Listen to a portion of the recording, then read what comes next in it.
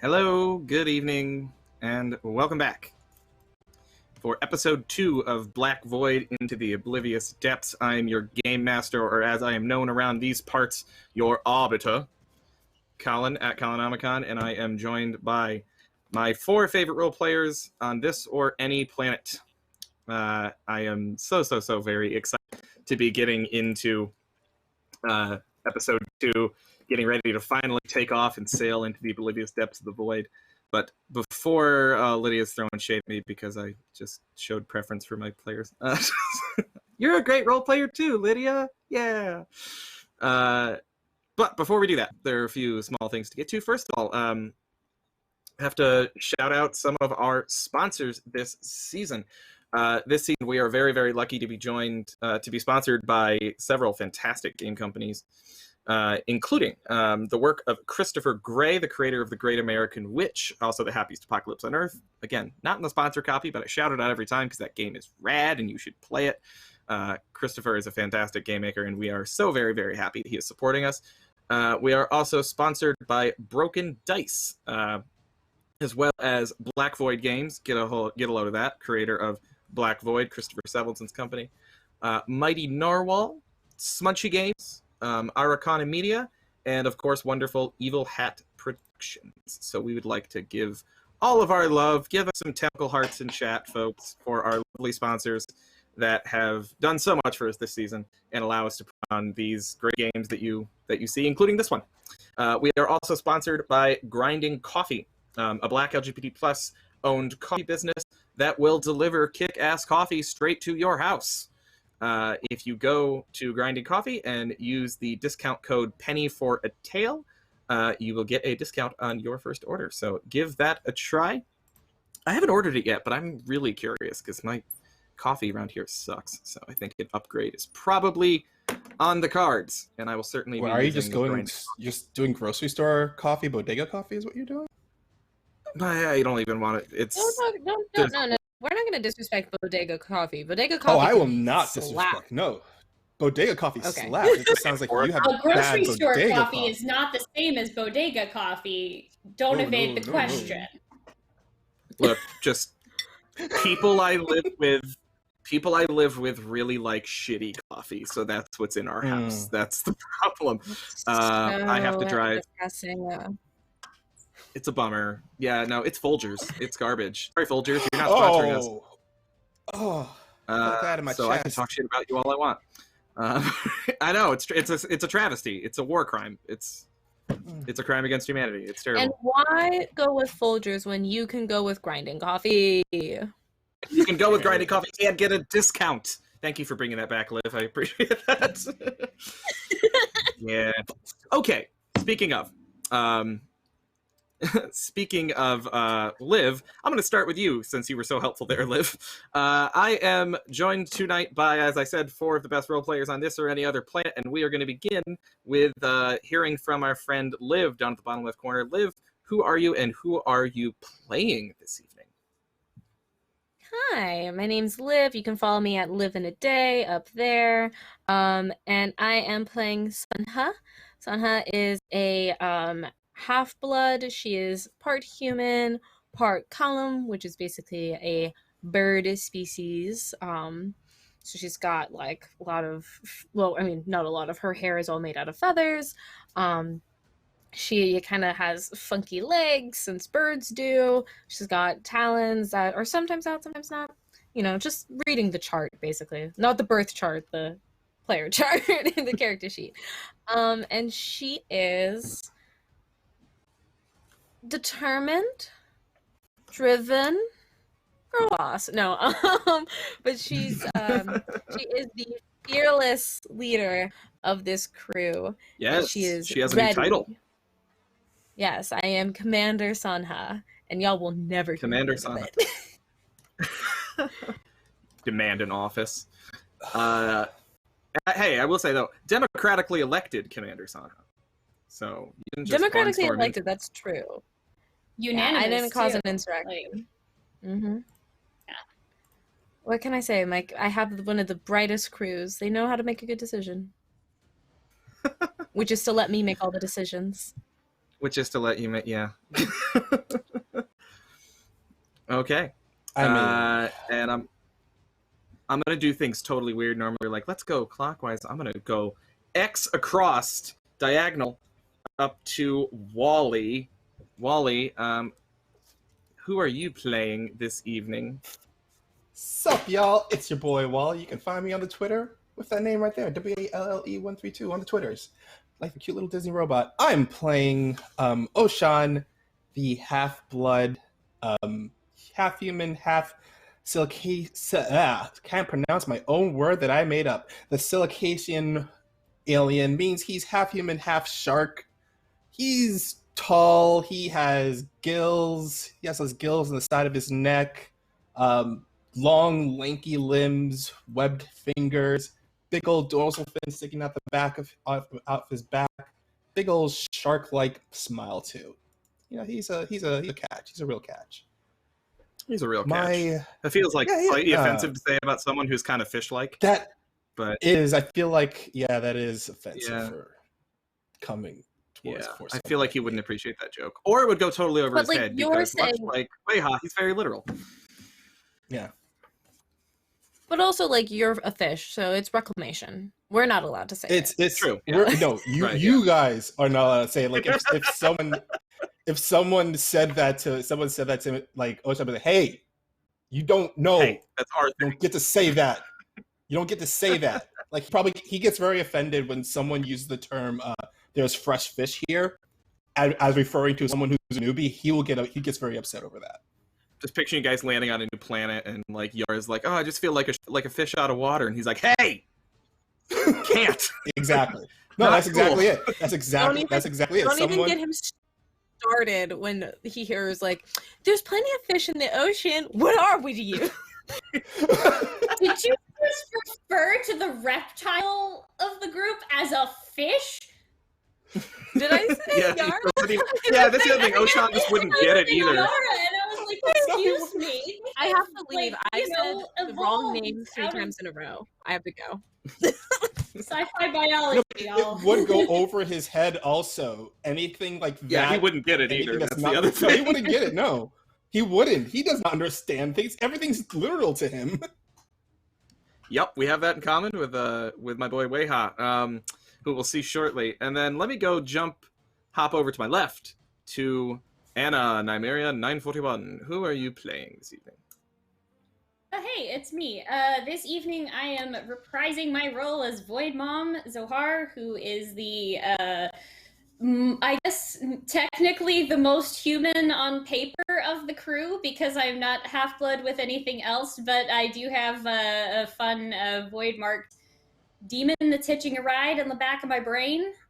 We got to meet that little buddy last week. It was pretty cool. And yeah, I don't think that there's any like weird things that you could say about that would be offensive to her. So no cool fish puns over here. I can't think of anything offensive about being possessed by a demon, other than being possessed by a demon is in itself a little personally offensive on some level. But Zohar seems to be quite chill with it. But, well, you know, this is for her. This has been going on for 10 years, so she was much less chill with it 10 years ago when it first happened. But yeah, she's had some time to adjust. She's be down to earth about it now. Yeah. Yeah. Down to it just is Anhiar, what it is. Whatever. Yeah. Down to artificial gravity. Finally, crossing down to the bottom right, last but never least, the adorable Yara, played by... Oh, I gave it away, sorry. Well, Stella, who are you playing? Hi, hello. Thank you. Excellent lead up. I am Stella Luna here on Twitch. I am Stella Luna _TV on Twitter. Today I'm going to be playing Yara. Yara is a half-blood. She's half human, half lizard alien thing. She basically has these oversized, large disc-like eyes. She has this very interesting skin that has the ability to shimmer and change colors, and it's transformative. And she also has an alternate sense, which means she's bald. She doesn't really have any hair, but she does have these like spines growing out of the back of her head, and they kind of like flare up when she's in danger. They basically like detect changes in pressurization in the air. And she is basically anxiety personified. Yeah. If a tightly coiled spring was a person, that would be Yara. Yep. Very tense, very tense. But highly competent, an excellent biologist and virologist, I believe, also we said. So that's why she is around to collect the samples on the mission. So she asks too many questions too. There is that as well. And I love her in social situations, which is where we are now. But let me get to that in just a minute. So if you missed the first episode of Black Void, first of all, shame on you. But here's what happened first time around. These four you see before you, have spent the last several months participating in a rigorous selection process to be the first humans ever taken aboard a column spacefaring or voidfaring vessel to go find a new planet. The column are a race of essentially sentient bird people. Sana is half column, that are highly advanced, extremely advanced galactic civilization that are spread out all over the place, and are very, very good shipbuilders. They make excellent voidfaring vessel. The column homeworld is Anhiar, which is where our action began.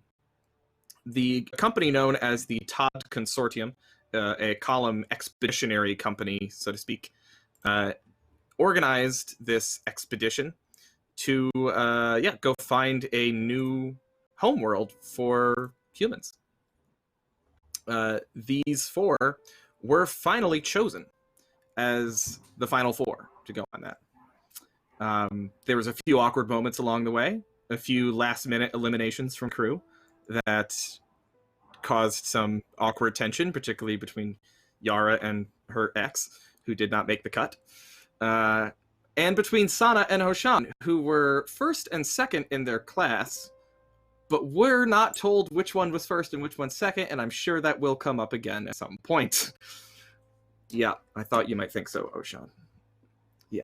Regardless, Sana was elected to be commander of the crew, and together with their navigator, Weha, a super chill Ord, small little fat Yoda guy, and a column named Navari, who's already been nicknamed Narkvari, as she can mentally communicate with your bosses, you all prepared to set sail on your void vessel, the Sentinel. But before leaving, the Todd Consortium threw a ball in your honor.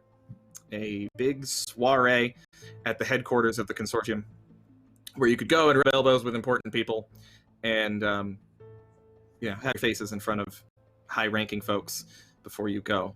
At that party, there were some awkward social interactions. They finally met Narkvari, who was just as unpleasant as was hinted to be, while having that thin veneer of manners and politeness. But in the midst of the party, Zohar noticed a woman slipping away and seemingly hiding herself away, slipping into a door in the back of the party. Zohar followed her and found that she was digging through these Todd Consortium records in a library. She spoke with Zohar and explained that she worked for the Todd Consortium, that she was in charge of scouting new planets for exploration, and that a planet that had recently been discovered was then suddenly and without explanation removed from the records, erased from existence like it never happened. She finds this extremely suspicious. The other thing she finds extremely suspicious is that a few months back, a Todd Consortium ship, left on a mission and then came back with no crew. The ship completely unharmed, no damage at all, but the crew gone without a trace. And where we left off was that she told Zohar that this should be of particular concern to her because that ship was the Sentinel, the ship that they are about to set sail on. And that is where we are now. Zohar, you are alone in this back room with this half-blood woman.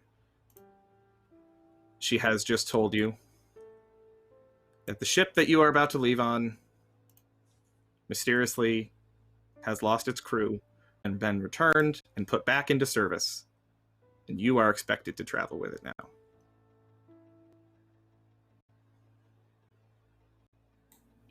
Okay, so let me get this straight. You're telling me this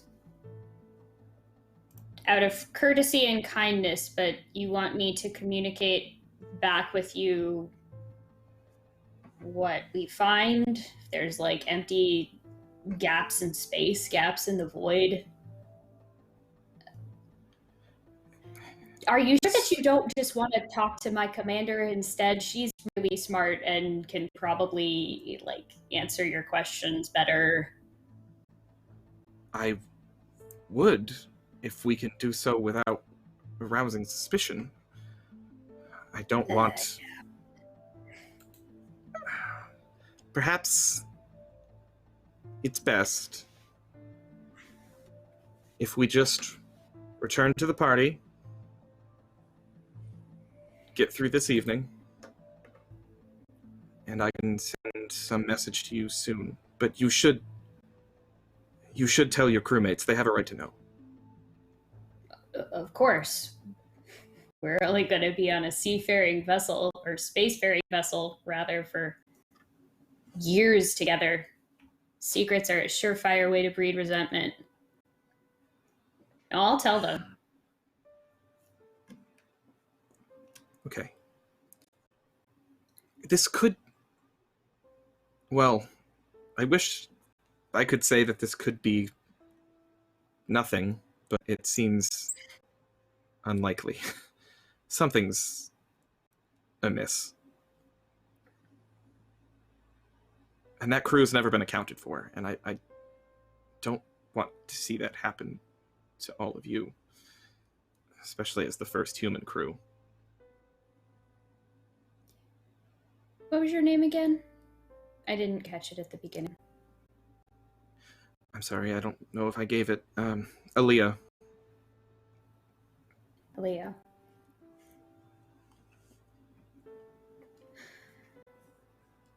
We have a certain set of protocols we're going to have to follow, but I'll do my best to keep in touch with you discreetly. Okay. I can communicate through the Mind Nebula, as can your mystic Navari. I believe I can send encoded messages. I think that'd be good. I think Navari is going to be a bit of a tough sell, you know, when it comes to less than official communications. That's probably true, yes. But... Just a hunch. No, you certainly have read Navari right. That's very much Navari's... she's difficult. Though I will say very competent. You are, in some sense, lucky to have her aboard. She's a great healer and possesses pretty phenomenal mystical power, so it's not all bad, I'll say that. But I wouldn't... don't trust her with your life, is all I would say.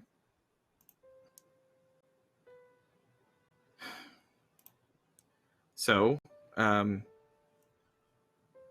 think I got your name either. I'm sorry. Oh, Zohar.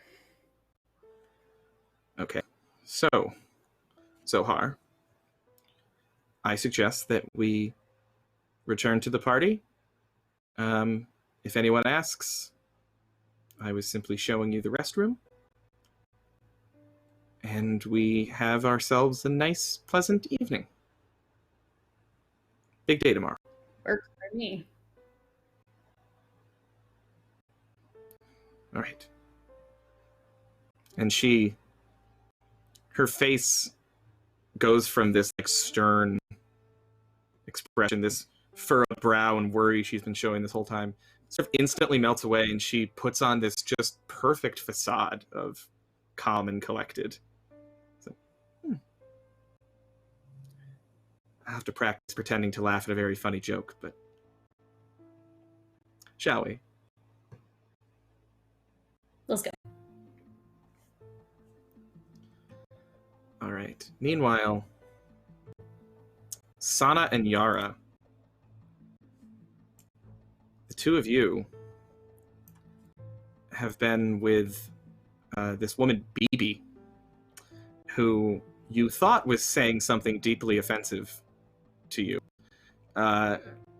Turns out she's actually pretty chill, and was herself a virologist who was concerned about your safety going into space. And that's where you are now. The two of you have glasses of champagne. She has introduced herself, and she says, you're the commander, right, Sana? Yes, I am. I have someone I would love to introduce you to, if you don't mind. No, of course, it would be my pleasure. And she kind of like looks past you and waves to someone, and says, Tion, over here. And you see this column come walking over. This very, very spiffy looking column, who is wearing whatever if you can imagine the sort of flowing robe version of a tuxedo. It's this like jet black, not an ounce of like hair, dust, or dandruff anywhere on it. Just like impossibly perfectly pressed dark black with this little kind of metallic sheen about it. And he walks with his hands kind of folded. And as he approaches, he gives a little bow. And Sana, you realize that you recognize this name, Tion. Tion, right? This is someone you know to be a higher up in the Todd Consortium, sort of a first assistant to Kalakuni Kutad, the head of the consortium himself.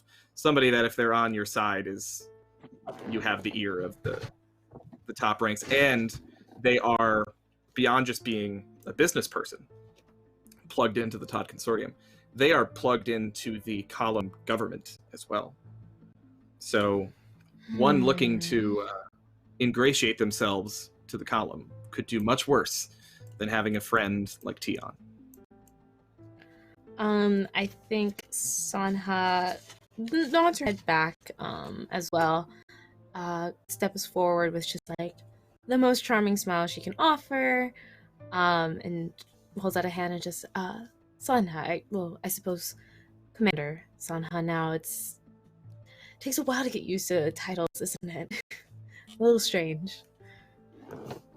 And he says, "Oh, what a fascinating color." Oh, and you realize why, he's looking past you. Motherfucker. Of course. At Yara. Yara, what color is her skin currently, and does it change when she realizes she's being looked at? So I definitely think that she has a glow about her. She's probably this like very pleasant orange shade because she just finished this really intense, really in-depth conversation about viruses and biology with this specialist, and she's like taking like residual notes, just finishing up the conversation. She's like, "Oh yes, this was a very good point. I will remember this." And as she looks up and sees this introduction going, she just stops. She begins to turn purple again. Oh, no, not that one. Could you go back to the one before? What do you mean? I was just enamored with that shade you had going on. There's a positive glow about you. Tion, pleased to meet you. My name is Yara. I cannot control it. It is a biological response, I suppose. Ah, fascinating. I see. You... Surely you are the, No, you said you were the commander, weren't you? You were, Hana? My name is Yara. Oh, sorry. No, I've got yours, Yara. That's committed to memory. I'm sorry. It's your friend here. Sonha. Yes, sorry. Sonha, yes. Too many glasses. There's quite a... It's okay. It happens at these kind of things. But yes, this is Yara. Yara is going to be our head biologist. She is the most accomplished scientist I know, and a very, very close friend of mine. Isn't that right, Yara? And Yara's blush just turns another deeper shade of purple, and she's just kind of looking at Sana with sparkly eyes. Yes, that is true, Commander. Sanha's like racking her brain because like, no, not purple. Yara, why don't you tell Taeyeon here, all about the project that you did our last year of university. You know, the one with Tion, the one with like the different viruses and crossbreeding. Why don't you tell us about that? It's fascinating. Yes, I remember precisely. Let me tell you about my research that I did with space potatoes and the viruses that can be found when you crossbreed them with mercury carrot bunnies. Mercury carrot bunnies. Did I hear that right? Yes, that is not the scientific name for it. You probably would not remember or be able to recall it if I gave you the scientific name, so. I'm sure I would not. You know, you always have to work in shorthand with things like this. Do tell, Yara. She begins to go very into detail. It's very dry. It's very analytical, procedural. She even like pulls out her book and starts flipping through and showing the notes. Her handwriting is illegible. It is like just scratches on paper. Scratch. Yeah. Yeah, and the color begins to fade and it mellows out and she begins to turn that bright orange color again. All right, roll a presence test. Oh my god. Okay. What is my presence? My presence is... I suspected for you it wasn't very good. Yeah, I thought that might be the case. -2. Yeah. We rolled a 5. All right. Yep. Yeah. You see his eyes literally glaze over as you're speaking.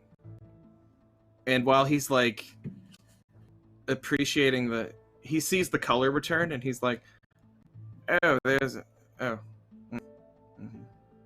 he is completely and utterly bored. Sanha leans in to like whisper into his ear.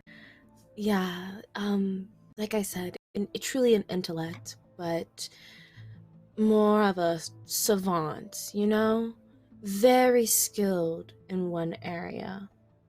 One specific area. But that's why we come as a pair. Yes. And you are the commander, so what is, pardon me, I need another, just a minute. Why don't we go get some more? Oh. Yes. Sure. Will your friend be alright? Yara will be fine. She does not even look at her. She's solely focused on this dude. Just, Yara will be fine. And she kind of like puts her arm out as if like waiting for him, like as if she would take his. Ah. I would like you to roll a presence test now. Sure it's not expression? Is that one of your skills? 1 minute, let me double check. I think I might If also you have a relevant skill that might apply then.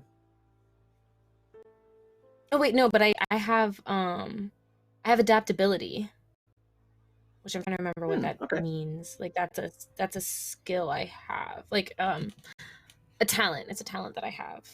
Oh, a I talent. just can't remember what it means. I don't have the talents table open, but I could find it if you'd like. I would appreciate it, and I will take a note. And I think, like, as you are having this conversation, Yara's conversation just kind of naturally flows back to BB, and she's just continuing on. It's totally unromantic. This just psychobabble of just technical terms and all that stuff. BB is totally here for it. BB, on the other hand, is completely engaged. Oh yeah, Anna found it. Adaptability is +1 to all social rolls. There you go. So add 1 to your presence roll. Cool. Yeah, BB is 100% here for it, and is listening with rapt attention to you, Yara. 1 minute, it didn't add my other stats, but I would get a +2. +2, so that's still It's actually a 6. Yes. Have her just pull these. Yeah. You don't have any rerolls yet. Folks, this is why you need to donate rerolls so that Sonic can get I herself used out all of my sticky rerolls situation. and got 3 ones in a row. 3 ones in a row. Yep. So if you want to sit here and help a girl out, help a bird grow out, I would appreciate it. Because last week was terrible. What were the odds? 1 in I would allow- 8,000? Did you do the odds? It's 1 in 8,000. It was That's 1 in incredible. 8,000. Like me rolling 3 rolls on a D12 in a row. Or 3 nat ones, yeah. 3, unbelievable. I will allow if anyone wants to, you can donate your dice to each other. But I mean, Yara just got thrown under the bus, so I don't know if she's in an inspirational mood. Oh, but... yes, of course. For Sanha, okay. anything. You can have one of mine, yeah. Thanks, BB. All right, so -1 die from Yara. All right, so do a reroll. And add 2 to your presence. That is exactly so that's a 9. That's 9. Okay, that's much better. All right, so you didn't knock it out of the park, but still, you said you put out your arm for him to take? Yeah. He does. And as he does, he kind of leans against you slightly. You can see he's a little bit unsteady on his feet. He's had one too many cocktails. But he just says, "Oh, charmed, of course. Shall we?" Of course. And Sanha leads him over to somewhere, I think, like, 1, where there's more drinks, and then 2, it's a little bit more space, not as many crowded, like, groups of people. But not, like, alone. You know what I mean? Like, we're still in the party area. Yeah. Yeah, so you walk off with this guy, and we're going to cut away for a second, because when last we left Oshan, he was in a very awkward conversation with Navari, which has now just evolved into just staring.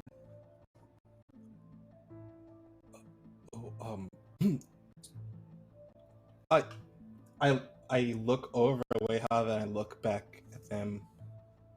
So you will be on the ship with us, correct? Yes. I see. And what will you be doing on the ship? What do you know of the ways of mysticism, Oshan? Mysticism, like magic? That is a very base term for it, but yes, in so many words. Are you going to do magic on the ship? Yes. I'm going to perform mysticism on the ship, Ocean. Oh. Well, I suppose if we need a practitioner of mysticism on this ship to really help us out, then I suppose I really can't say no to you. Can I? Ocean, have you experienced the void? Oh, no, I haven't, outside of, it's outside of basic training. What do you know about it? Well, from what I have been told in basic training is that the void is an empty space between spaces, and we really shouldn't be looking at it as we travel it. And it is chaotic and wild and uncontrollable, like a frontier itself.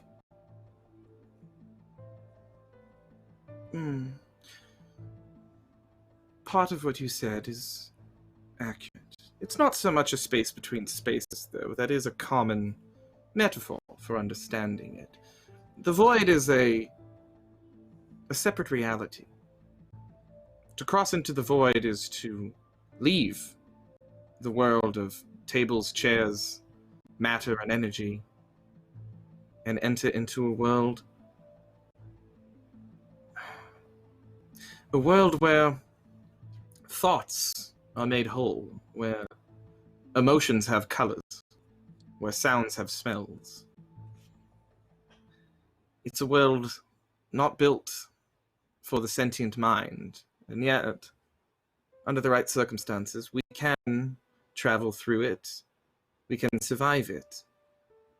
But you mentioned a moment ago not to look out the windows, and good man, quite true. But what would happen if you did, Ocean? Do you know?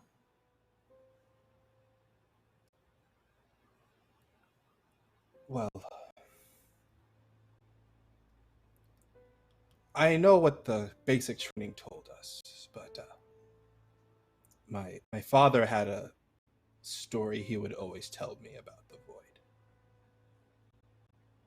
Oh, I love a good story. Do tell. He takes a sip. He looks around and grabs a cup of water from like a passing by waiter. Okay. In the void is nothingness. It is darkness. It is the space between spaces. But they say never to look out into the void, because what is out there is the angler is out there waiting for you. They say if you stare out into the void, you'll see just nothing at first, but then a light out there in the distance, and you can't turn your face away from it. Even when you close your eyes, you still see that one simple light beckoning you, drawing you towards it. And the closer and closer you get, either mentally or emotionally, the closer you get to that light, that is the angler reaching out to you, trying to devour you. And if you give into that light, well, who knows how the angler will devour you, but you will not be part of this world anymore. Fascinating. I've not heard that folktale. Oh yeah, it's a tale from my village. You might meet some who would dismiss talk like that as simply folk tales to explain that which cannot be explained, but I, you'll find, am far more open-minded. I've traveled the void many times, as has Wayha here. And you see Wayha is like mid-pounding down like space beer. And it's like, what? Oh yeah, no, tons of times. Yes, I know. And there's nothing I've seen in the void that would lead me to believe that anything you just said is untrue. Because in the void, all things are possible. It may well be the case that the angler is out there, looking to draw you away. And that's precisely why you need me, my friend. If you were to look out the windows, if you were to allow the void to seep into your mind, if you were to allow the angler into your heart, you would need help. It would tear your mind asunder. It's like the square root of -1. It doesn't make sense. If you try to get a computer to calculate it, it will spend eternity trying to calculate it and then explode. Your mind can't handle it any more than a computer can handle the square root of -1. That's why you need someone like me. I can help ease the pain that comes from void emanations.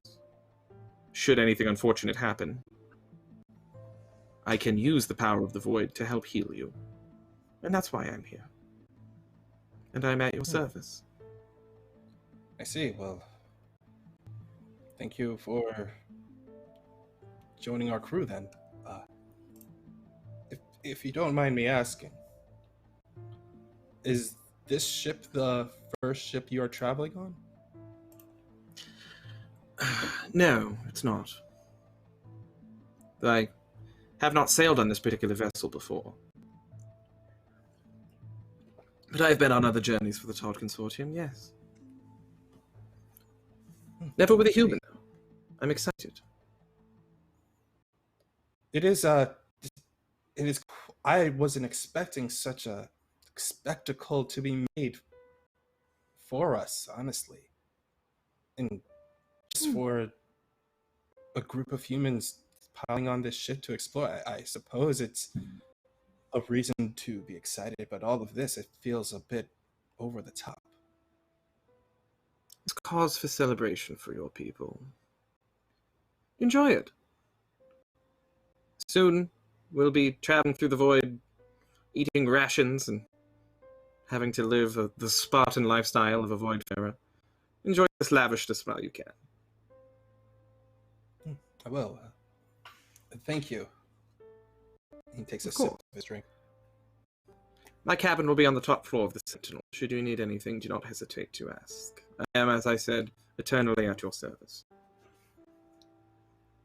Thank you again. If you ever need any help with security on the vessel, then I am definitely the person you'll need to reach out to.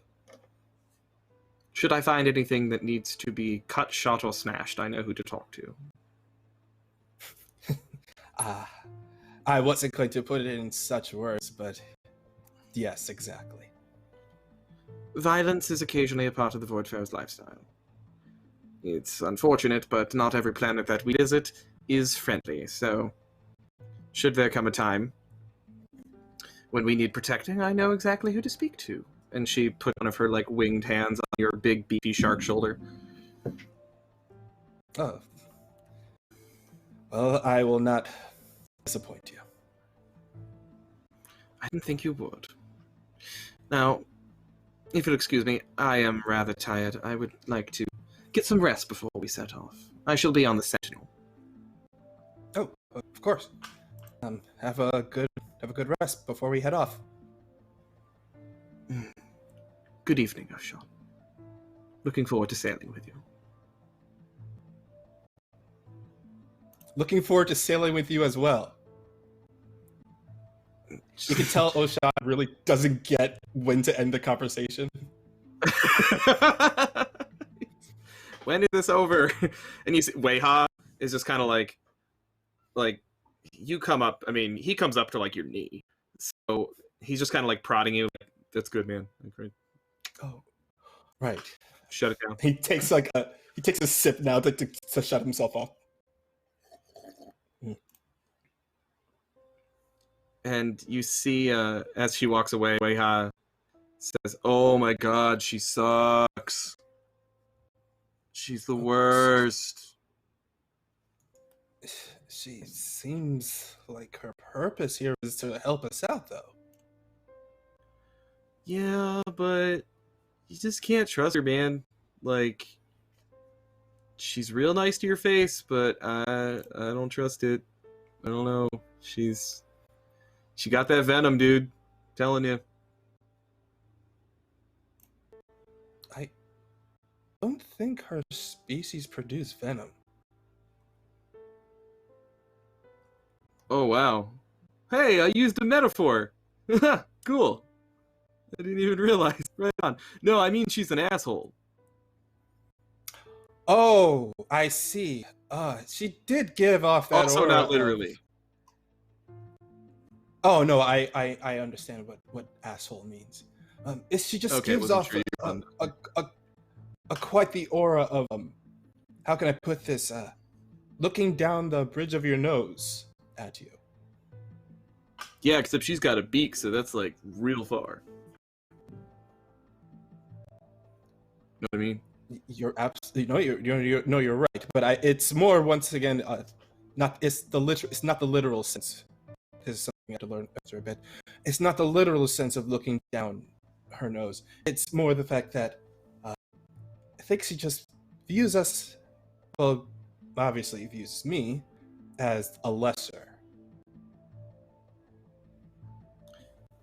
Yeah. No, you're probably right. I mean, she kind of always acted that way with me.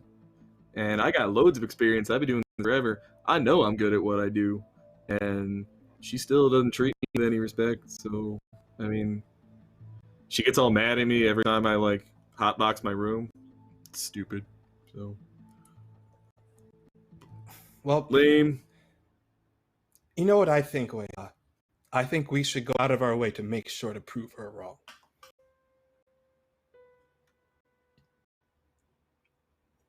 Roll a presence test, Oshan. Oh. Ooh. What's my presence? Okay. What is it? It's minus Is it one. minus something? Okay. Yeah, it's -1. Okay, let's see here. Okay. Got a 7. Okay. Seven is average difficulty. So Weha says, Yeah, let's do it, man. Let's show her we're not lesser than, so she doesn't look down her beak at us anymore. You know what I mean? Exactly. I mean, she's Let's always going to prove do that it we for me are. because she's like way taller than me. But yeah. Well, no. That being said, I don't look down on you. It's just because I am quite taller than you. But I mean, you do. Yes. But well, yes, I not do. in the Let's just do our best to make sure that she has not give herself a reason to think of us as lesser beings. Yeah, right on, man. Pound it. Pound it. And he holds out his fist. Oh! Just... Oh no, Weha, are you okay? I understand I am much larger than you. I don't understand how my own strength at times. Are you okay, Weha? Please. He picks up Weha like, and you pick up Weha. You pick up Weha, and over your shoulder, he sees Sana walking away from Yara, and he says, "Oh, where's she going? Yara's all alone, man." Yara's all. Oh, still holding Weha. Do you want me to put you down? No, it's kind of cool up here. Can I get on your shoulder? Oh yeah, sure. He puts Weha up on his shoulder, and he Whoa. will head over the direction of Yara while holding his drink. Is this what it's like to be huge? I love it. No, it's just this is what it's like to see everything from my perspective. You see a lot of top of heads, and you notice the glances. This is so cool. This is so cool. All right, and you it walk over cool, with Weha on your shoulder to Yara.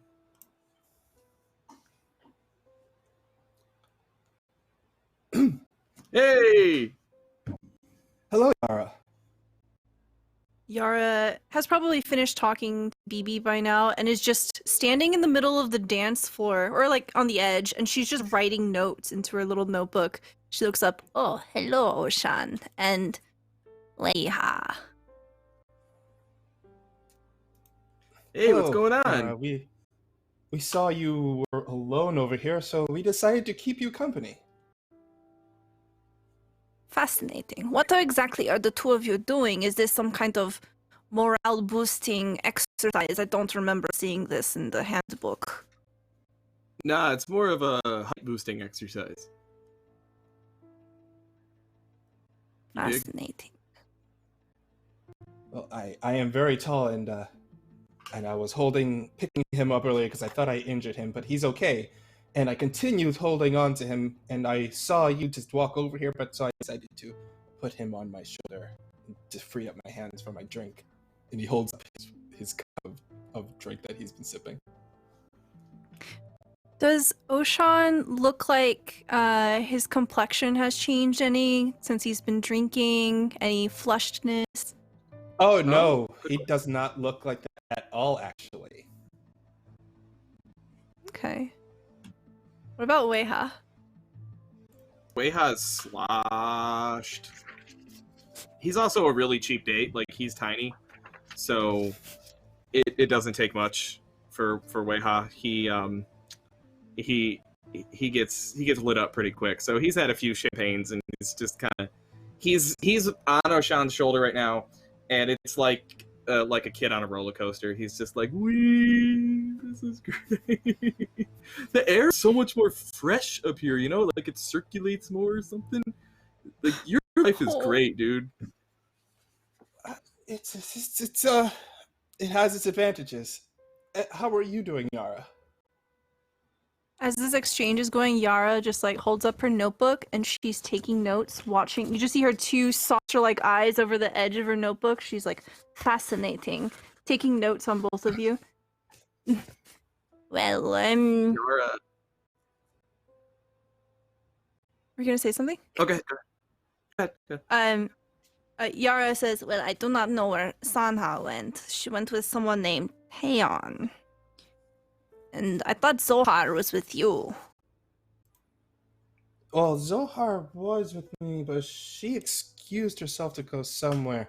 I think she may have found a snack tray. That's what I'm believing. I would do the same for that. Wait, there's snacks here? Oh, yes, there are so many snacks here.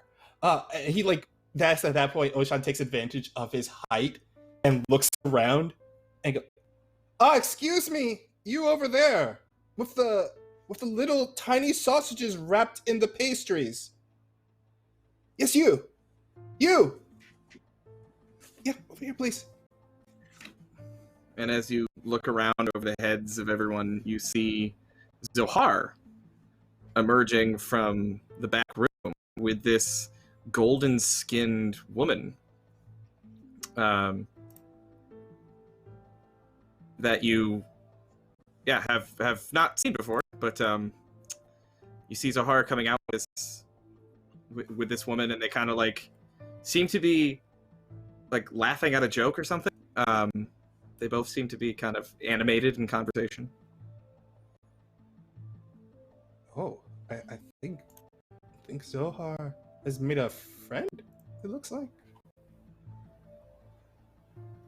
Once the attendant arrives with the little sausages, Yara takes one, smells it, licks it, and then puts it back, saying, "Oh, I don't like that one. No, thank you." And try another one. She picks up the one next to it. She picks up like 2 at a time, 3 at a time, licks them and puts them back. Oh, I do not like this at all. Ma'am, you can't. Try that. No, I think I need to refill the tray. We're getting low. So. If I'll take the tray, please. I'll take it. He looks at you and your gigantic, muscular, shark-like frame, and is like, "Okay," and just hands you the whole tray and just hurry off, hoping that no one that pays him saw that. Thank you. And he just takes the. Or do you want any more, Yara? No, I'm fine. Thank you so much. Weha, would you like some also? Before I would like all of them. Oh. Ooh. So 3 sheets to the wind, not hungry. How you doing, Oshan? Oh, I'm this is fine. Hey! He's up Hey, on Oshan's buddy. shoulder still. That's like You should try significantly taller than where I'm at. I mean, maybe later. For you all to meet Aaliyah here. So, someone that works with the Todd Consortium and has some stuff to talk to the commander about. Yeah. So, where'd Sana go? She went in one direction. Which direction did you say she went, Yara? Yara just points in a direction, but literally has no idea. Okay. Okay. Hello. Very good to meet you all. Oh, hello. She reaches up and shakes Weiha's hand first, and then Oshan's hand. Aaliyah, as she said, Todd Consortium representative. I do have some things I would like to say to your commander. I won't take more than a minute of your time. Just a few quick things, and then you could be on your way. You all should probably get some rest soon. You have a very big day ahead of you tomorrow, so...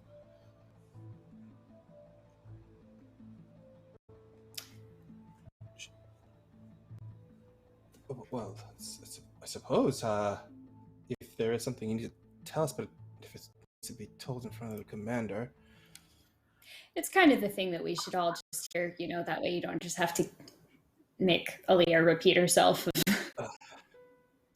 Good idea. Yes, I do. Go find her.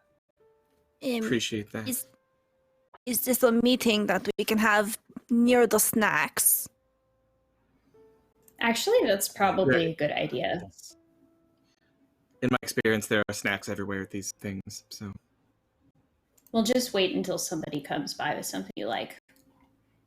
I take the tray full of the sausages and just dumps it into my mouth. Oh man! Oh.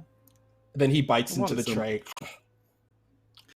Whoa, brother! No, hold on. Wait. Oh. That's Is that good? Probably not. I'm gonna go out on a limb and say that's probably not good. It's probably also really going to hurt your stomach. Like, I'm not going to tell you what to do. You're an adult. You can make your own decisions, but we're all going to have to share a bathroom on the ship. So maybe, just... No, this is just how this is something my people do. We tend to bite into our dining trays afterwards. I know I shouldn't really do it in public. Really? I'm sorry. Yeah. That's interesting. Huh. Hey, definitely make a note of that, Yara. Wow. It's actually pretty common. It's pretty common with Celestian. There have been many times that you'll find half-eaten objects in Celestians dumping piles, in trash piles. We go through silverware and plateware very quickly. I mean, I've had munchies that bad before, where I thought about eating the plate, but I didn't. That you just go ahead and do it, man. That's why I respect you, though. No half measures. I appreciate that. Oh yes. Well, that is also why we have. That's why we use plant-based diningware, because for people who aren't, Silentian by descent, they can come in and dine on our plateware as part of our custom. Righteous. Cool. And Aaliyah's just sitting there patiently, like, so your commander. Oh yeah. Could you maybe look above the crowd and see if you can? I look around. I look above the crowd, looking around for Sana. You look around for Sana, and you spot her over, talking with this impeccably dressed column. Sana, you are with Tion. You are with Tion at the. Yes. Did you get another drink or something like that? Yeah, you were going away to get Yeah, a drink, we were. right? Yeah, we were getting fresh drinks, getting some air. And I think as Sanha like hands the glass over, she just kind of sighs and just is like, I've known Yara for many, many years. And I do apologize for that. I promise that she's much better conversation. She just tends to be a bit shy. Except for her work. No, well, not everyone can. We all have our strengths and weaknesses. Not everyone can be a social. What are those things humans talk about? Social. I was raised here with my mother's family, but I do believe my father called them butterflies. Butterflies. I don't know. I can't. Yes. Yeah. I can't say that I'm very close to the human side. I see. What is that? Because you were raised here. Well, yes, and I mean, my father, bless his heart, is a very kind man, but I am Column. He kind of narrows his eyes a little bit at that. I like to think of myself as such. I respect our people and what we have done. I want to do what I can in return. I think that there is still much the column and individual people, government, businesses can do. We are the brightest species in the universe. Clearly, look at everything the Todd has done. So. Very true. And perhaps it's all best that you choose to identify more with your column side. You will... I am not of this opinion, Commander Sanha, but you will find no shortage of people in this room who consider humanity a plague. And I pardon my terse language, but I have overheard that very thing said this evening. There are those who do not wish to see humanity expand to any habitable worlds at all, and are quite cross with the Todd Consortium for funding this expedition. Right, which I think is all the more important that I represent the expedition.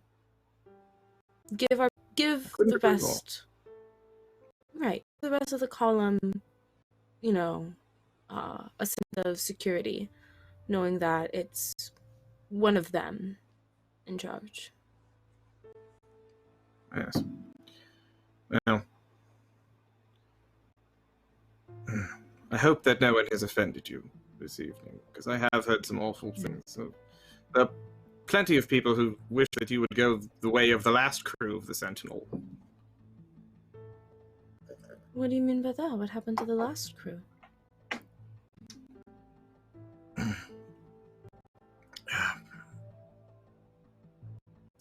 sorry, I lost my train of thought. Oh, it's your... I do believe that's your compatriots there.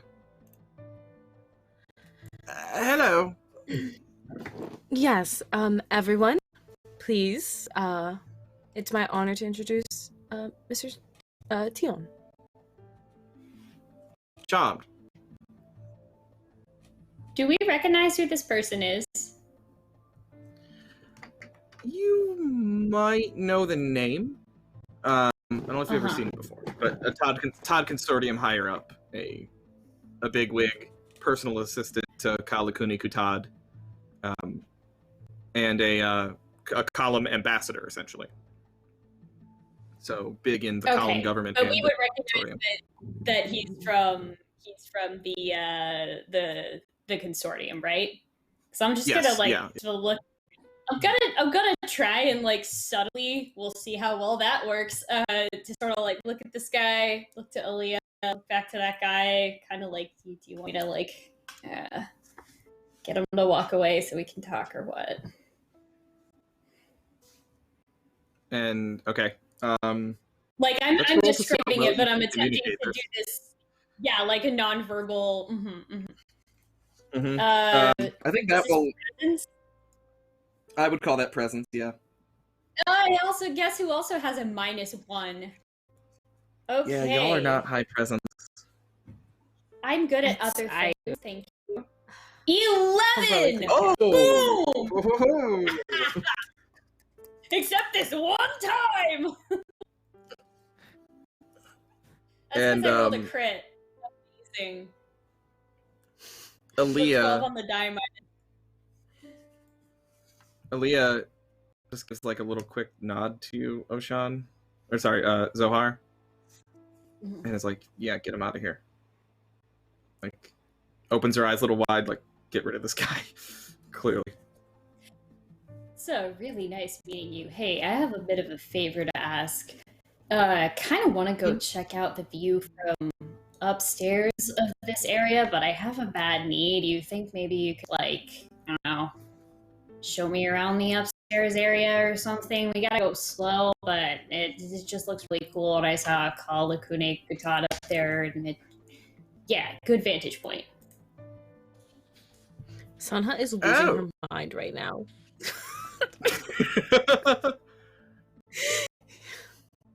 What's going through her head? I think she's just staring at so hard. Like, I just introduced this man. Nobody has said anything. Nobody has introduced themselves. The only thing you've asked is, hey, super important dude, can you go do something for me? Can you, like... Look, I have rolled it, but I still don't have, like, an amazing presence here, so... That's true, but I think Sanha's staring at you like, if you don't act right. And Aaliyah says, "Oh, please, Tian, go on. I'll entertain our guests. Yeah, Zohar here is an excellent conversationalist. The time will not be wasted." And Tian is like, "Oh," and Tian clearly is also. He has this air about him that he's clearly happy to have an excuse to extricate himself from the situation because he just said something he shouldn't have said. So he's just like, "Oh, of course. Yes. Come along, Zohar."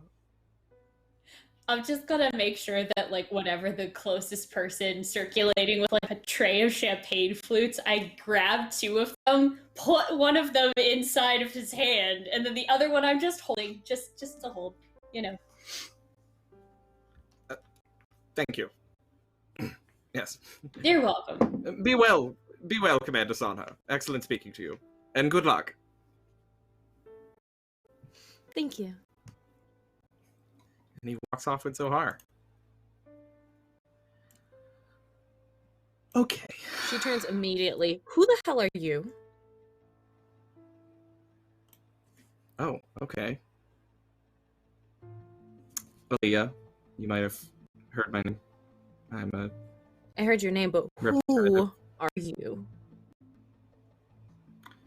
Someone trying to help you, first of all. Are you interested in that? Would you rather bite my head off? I'll wait until you finish speaking and maybe provide some useful information, and then I'll decide. Quickly. Weiha's like, whoa, okay. Okay. I am worried that you may be being sent a suicide run. Do I have your attention yet? Okay, so the Void, which is infamously terrible and all-consuming and dangerous. Right. You just sound like any other training module, but go on. No, it's not that. The Todd Consortium has been acting very strangely these last few months. I have seen planets erased from our archives, deleted as if they did not exist. Even though I know they are there, I reviewed the files myself. And yet they were gone. And an expedition left on your ship, the Sentinel, and never came back. But their ship did. Empty. Crew gone. I don't know why. But you need to know this.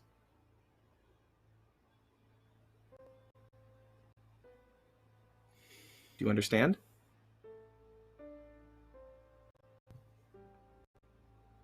No, I mean, I hear what you're saying and I understand what you're saying, but the pieces between them don't make much sense. The Todd Consortium is the premier exploration, base. That is what they do.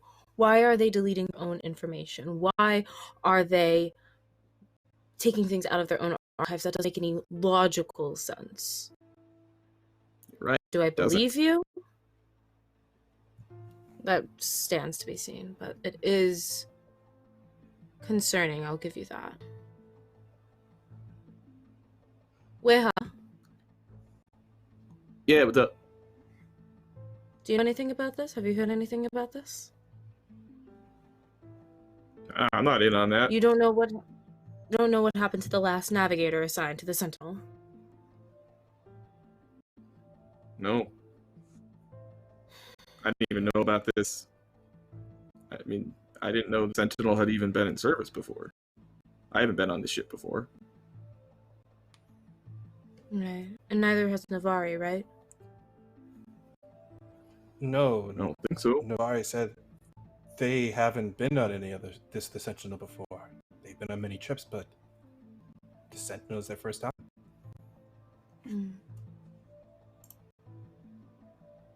Good to know. So what are we supposed to do with this information?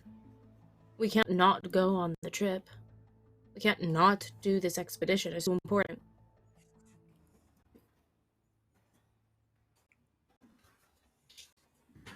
I agree. You can't just back out. But I'm going to keep digging. I'm going to keep looking. I'm going to see if I can find out what this planet was that was deleted. And I'm going to send you those coordinates. And I would like, if you could, to find it. Why is this important to you? Because exactly what your commander just said, it doesn't make sense. If the Todd Consortium, as you said, the premier space void exploration company in all of the known galaxy, if they're deleting information on planets, what are they hiding? Perhaps we're not... No, it'd be one thing if it was deleted from our agenda, but to be deleted from the archives entirely is concerning. But if it is so dangerous, if there is something the matter, maybe we shouldn't go. I think that it's proof that we should stay as far away from those planets as possible. But isn't it also our duty to solve things like this? Our duty is to explore the planets that have been listed on our agenda. As a crew, we are supposed to be following protocol. As your commander, I will ensure that everybody on my ship is following protocol.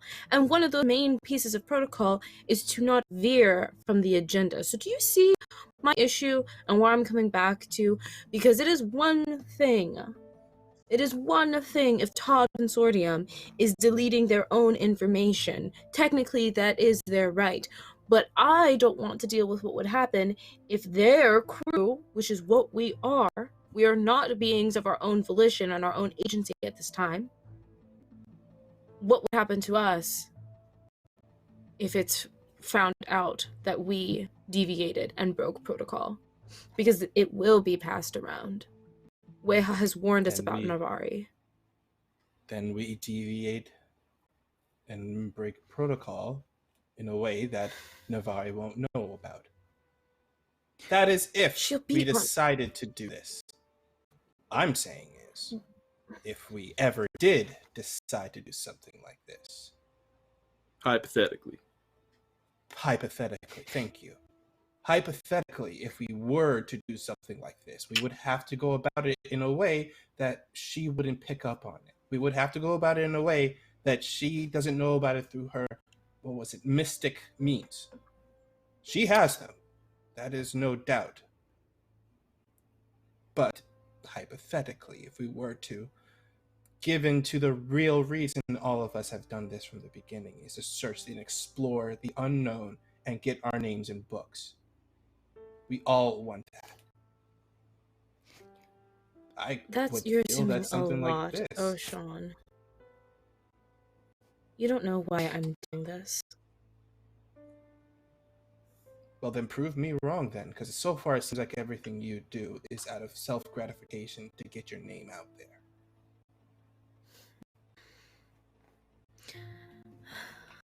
I mean, I'm not surprised. You've never been very insightful. You see Yara's little spines kind of flitter up, and she says, Does anybody know if the Sentinel had consortium mystic like we do? The previous crew. It is regulation that there is always a mystic, but it seems like that mystic has also disappeared with the crew. Aaliyah says, I'm trying to find that out. I'm going to keep digging to see if there's any information on what happened to the last crew. And I can forward you everything I find. I can't make you do anything. And I'm not asking for a binding contract or anything. I just want you to consider, please, looking into this. There may be a crew out there just like you that has been abandoned or worse. And if we can do something about it, I think we should. I think it's the right thing to do. I know it's not your mission. No. But I don't know, maybe the consortium's goals aren't so pure. I don't know. Just think about it, okay? And keep it in mind as you go forward. We may not know everything there is to know about the consortium. I will accept any information you have about what happened to the last crew. The only way that you don't make the same mistakes as somebody from before you is to know where they did wrong. So yes, any information you have, please pass it along for the safety of my own crew. You're right, I will not make you promise. I will go explore. What if, the last crew of the Sentinel was, asking too many questions? You know what I mean? What if they broke protocol?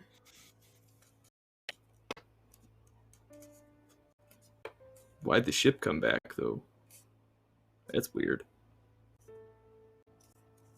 It is like a ghost the whole ship. notion of the ship coming back by itself with no navigator also. Yeah. And also How no can the mystic. ship come back without one? I don't know. That is concerning. That is definitely... Once again, another thing that makes no sense. And yet here we are. None of it makes sense. But forewarned is forearmed. I think you'd agree, Commander Sana. Yes. It's better for you to know. Yes. But we're an exploration crew, not a rescue team. Well, there we have to disagree. I just hope you will consider it. And with that, I will take my leave of you. You have a long day ahead of you. You all should rest up. And she puts on this fake smile again. Pleasure to meet you, Commander Sana. And all of you. Pleasure. Truly. And Zohar has walked away with Tion to go check out the roof. under these ridiculously false pretenses of having a bad knee. You have gone up the stairs. He's taken you to the back, brought you upstairs. You are now atop the Todd Consortium headquarters building, which at its top spirals into a turret, actually almost like a minaret. And from up there, you can see that the Consortium building sits on this big, long lake, as I mentioned before, this big, long, narrow lake. And he points it out to you. And in the night sky, the starlight reflecting down onto this black lake, it looks like a reflection of galaxy itself before you lay out. All of these little pinpricks of light swimming in this black ooze before you. But there's one spot far away that he points to you, where you see that the starlight stops. It is complete swirling blackness.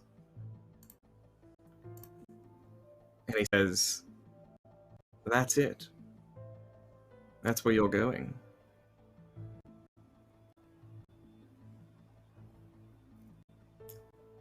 Yep. Did you know it was so close? The Void Tear. It's just over there. I did.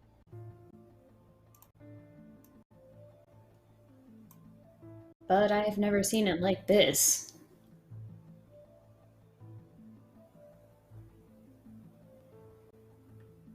Set off tomorrow on the Sentinel. You will sail just a short ways down that lake before diving into the depths of the void. How exciting. Yeah, I guess it kind of is.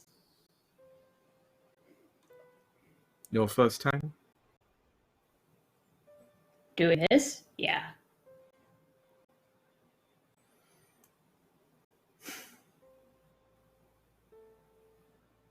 I've never been. I've never left Anhiar. Do you want to? No. No, the void terrifies me.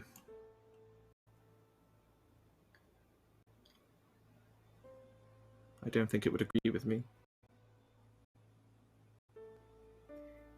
I think it terrifies anybody with a shred of good sense. Do you have any good sense, Zohar?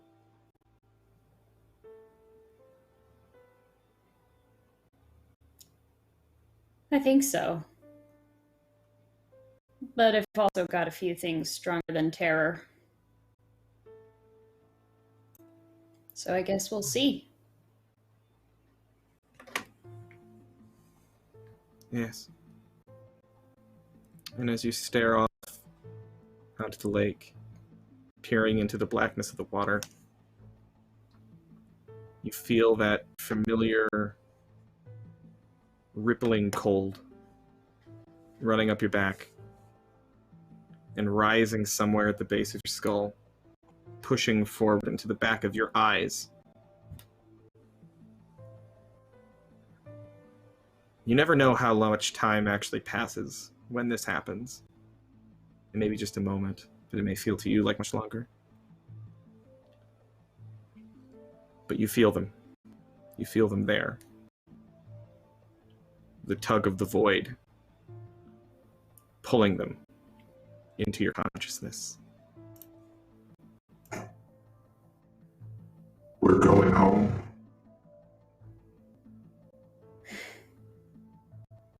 You're going home. My home is here.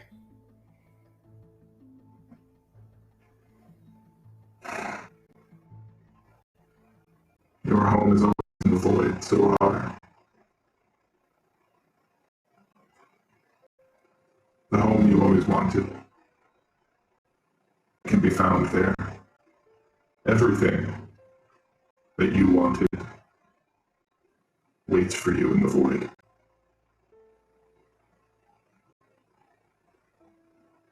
What would you know about what I've always wanted? Quite a bit. I reside in your mind. I know your heart's desire.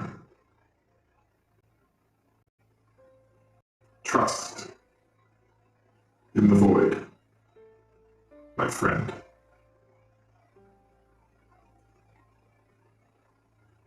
You will find peace there.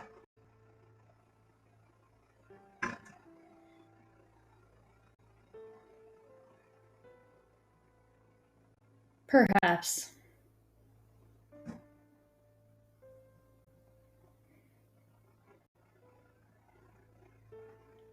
We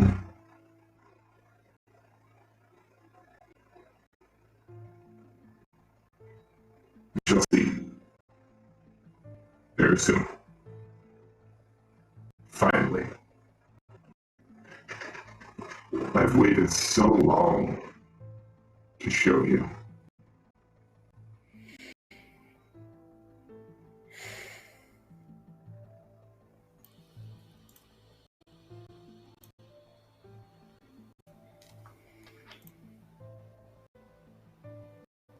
The feeling passes.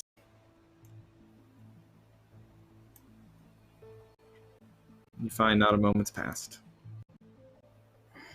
Tion invites you to go. Are you quite all right, Zoha? Yeah. Well, they tell you not to look at it for too long, and I was kind of lost in thought, so. We should get going. I think that's a good idea. Thank you for showing Of me up course. here. My pleasure. He leads you back downstairs. You are all brought back to your... you are brought to the Sentinel for the first time at the end of the evening. Weha excitedly shows you around, still a little bit half in the bag. But he shows you around the lower cargo hold, the upper galley, where all of your cabins are. Shows you his room, which he's already adorned with many different colored lights. There's just like this bright red light on when you go in. He's like, yeah, you know, I like it like this. I really dig the whole ambiance, you know what I mean? Shows you where Navari's cabin will be. And then tells you all to settle in for the night.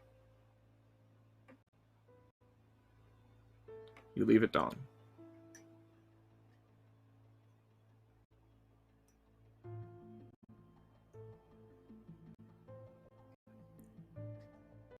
Oh, Sean. What do you dream about your last night on Anhiar?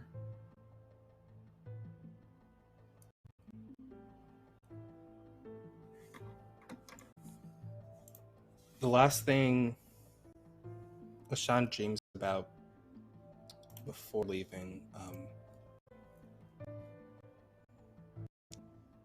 he sees himself just floating in this blackness, and he realizes this is what he thinks the void is, and he's just floating but self-propelling himself also in a straight line, just constantly moving forward, almost like he's swimming through the void itself. And then eventually he looks out and he sees that little tiny mote of white light in the darkness, and he closes his eyes tightly, like turns his face away from it. And when he does, and he turns his face away, he opens his eyes, he sees that white light again. And every time as he tries to turn his attention away from this light, is constantly there, floating, like almost as if it's in distant, but it looks like it's right there in front of his face. And every time he's constantly looking away, but every time he looks away, the light is there and it's getting closer and closer and closer. And he shuts his eyes one last time, keeps it closed for a while. And then when he opens it, he's met with the maw of a gigantic anglerfish looming over him, about to bite down on him. And that is when he wakes up. That bright light gets closer and closer. The maw of the anglerfish ready to devour you. When your eyelids flutter open and you see that bright light is the morning sun coming through the window of your cabin. It is dawn the next day, and you are all due to set sail. You hear gentle rapping on the doors of the cabins going around, and the soft voice of Nari saying, "Rise and shine, everyone. We set sail." I'm going to go out on a limb here. Tell me if I'm wrong, Sana. Were you already awake before Navari knocked on the cabin door? That's just a guess. What are you doing the morning of departure?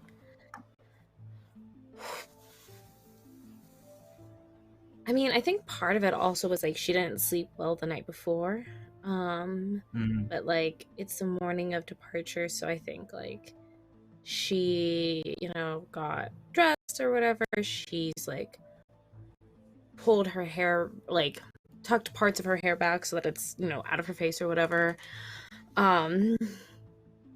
She's trying to, as she's doing her morning routine, she's just trying to remember everything that she possibly can. Like she started with like mentally running down like all the steps when it comes to how the ship functions and all its different functions and the steps that she has to take. Step one, this and that. Then it went down into like, okay, well, let me review how I steer the ship if that comes to that. And she's like doing this sort of like weird mental checklist to just double check that she's okay and she knows everything. It's like running through it instead of doing like mantras or breathing exercises. But the reason why she's like frantically still trying to do that is because like in the back of her mind, every time she stops, she just hears herself and the conversation she had with Tion last night and everything that she said. And then also the conversation oh my gosh, with Aaliyah. Yeah, conversation with Aaliyah and Oshan and the whole like, you don't even know why I'm doing this, and it's just a huge cacophony in her mind as she just keeps turning over like a song stuck in her head. Just yeah. So I guess panic is the first thing she's doing in the morning. She's panicking, but in her own way. I love that. So you are sort of getting yourself together, sort of trying to keep your breath steady and everything. When the knock comes on your door, you hear a knock at the door next to you and no response. I don't know if it's I can't remember the order of your cabins, but regardless, a bit down the hall. And the door open and you hear Navari say, "Zohar? Where is Zohar? Where is Zohar?" Zohar pops her head out of the galley, which is at sort of the opposite end of the ship, is where, "Oh, hey, you want some tea? Backed a little bit of extra dried mint. Thought maybe it would help for the, motion sickness or something. Maybe it won't, I don't know." "No, thank you. Appreciate it. But no, thank you. I'll have some." As Weha comes like bounding down the stairs. At the sound of like Zohar's voice and realizing like, okay, I'm not the only one up. Sanha like pushes open the door and strides right into the galley because your thoughts can't haunt you if you're with other people. Morning, Commander. Good morning. Tea? I heard there's tea. Yep. You want some? The biggest I've mug. already The biggest poured mug it, possible, please. Yep. Thank Is you. Yara a get up early person? Oh no, there is absolutely nothing romantic about the way that she sleeps. Like, she just clonks out. Her entire dream last night was completely about viruses, and the whole conversation that she had, she's just thinking science, numbers, and paperwork the entire time. She sleeps like a baby, and when she hears someone knock on her door, she just kind of grumbles and just rolls over in bed. And stays in bed because that's the only place that she doesn't feel anxiety, and she is safe in her blankets, and she's surrounded by all of her favorite plants. There's one knock, and then two, and then a third that's more forceful. Yara, you're really going to have to get up now. Okay, I will be there in a moment. There's already tea in the galley, Zohar's seen to it. Navarre, are you sure you don't want some? I can make another pot, different flavor. Quite sure. Thank you. Quite sure. Yes. That one's a tough nut to crack. Sanha doesn't say anything, but you can see her dramatically roll her eyes. Weha sits down and is like, she sucks. Just like says under his breath and starts swigging his tea. That's fair. But you've been on trips with her before, right? Or was it a different mystic? No, that's how I know she sucks. I've been on trips with her before. Do you two always travel together? No, I've been to assign a bunch of different mystics. Bunch of different crews. She's good, I'll give her that. She's really good at what she does, but it's the attitude, man, you know? You feeling all right? That. Me? Yeah. I'm fine, thank you. Oh, I'm fine. Okay. Won't be pushy.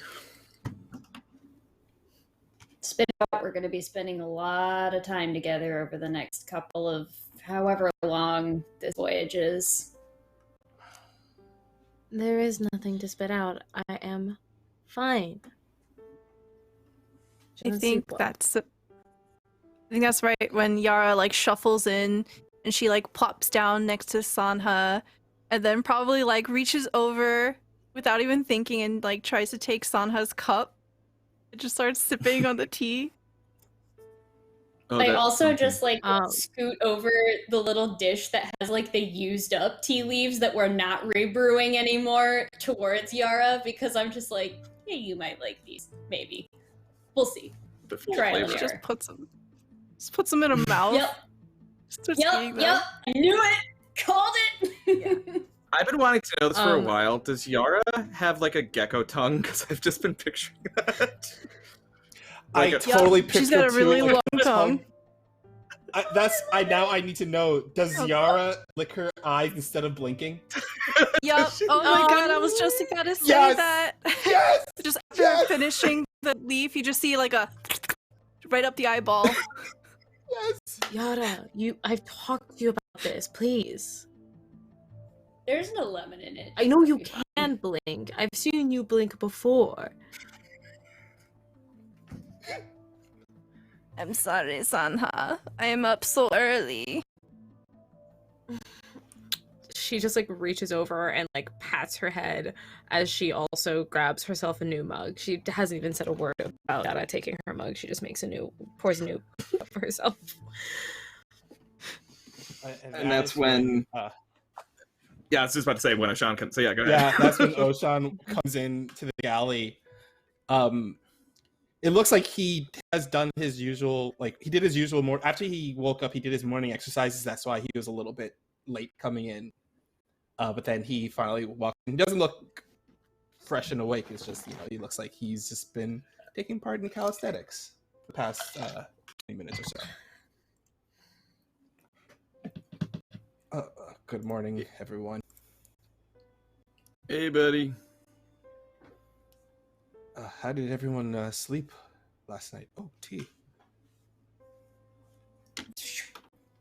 Thank you. I've had better nights. I've had a lot worse. He pours himself a tea, pulls it in between his big little thing. This is delicious. Pretty damn good.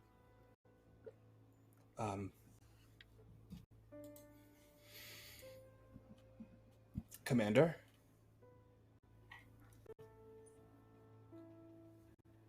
Yes? I want to apologize.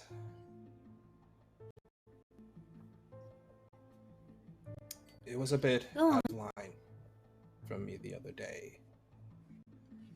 I don't know why you're doing this. It was very rude of me to assume why you're doing all of this. However, I will follow your command, no matter where you tell us to go. But I will state my opinion, whether I think your command is smart or well planned out. Of course, you don't have to follow it or do whatever, but I believe as a crew, we do have our opinions that we're allowed to say. Of course. Every commander needs to hear other opinions, other viewpoints. It's how I make the best decision. But I promise you this at the very least.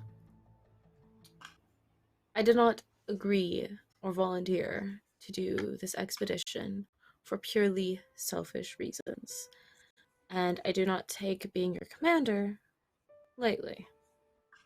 I will not do anything that will put you all at risk, the mission at risk, and what I believe to be the greater good at risk.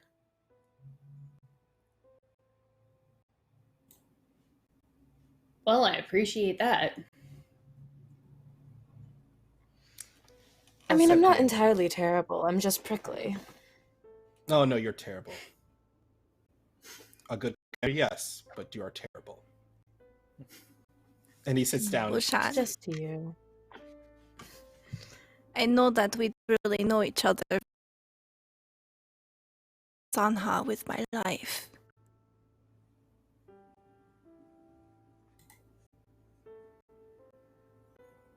Yeah, she seems cool. Well, she knows what she's doing. And he just sips his tea. Better than Would you like some apparently. tea? That's why I was ranked first in the class. Oh, Mike, they didn't say that you were ranked first in the class. They just said we were the first and second. They didn't say who. It was obviously me who was the first one.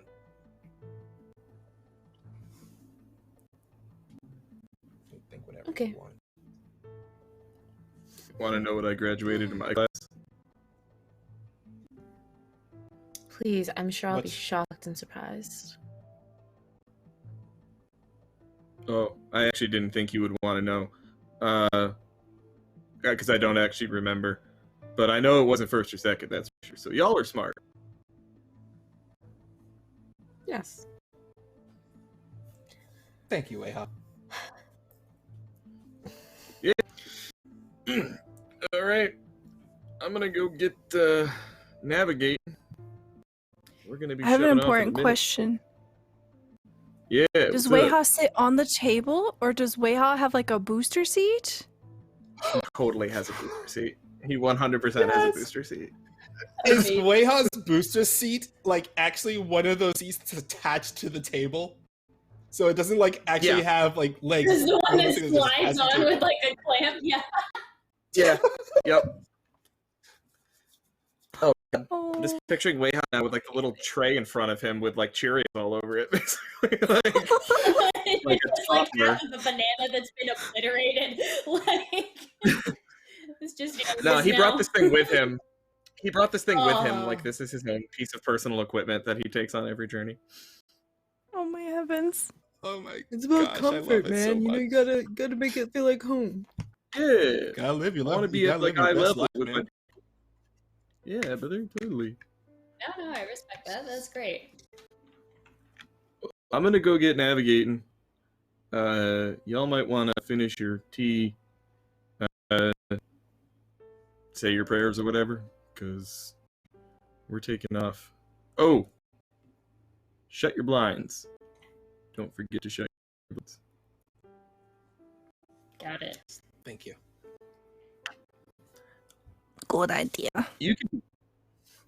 Also, y'all can be wherever you want on the ship when we set off, except outside, of course. Don't get on the top deck. Me personally, when I wasn't navigating, I prefer to just be in bed when we go through the void. But you do whatever you want. You can be wherever you want. Just look out the windows.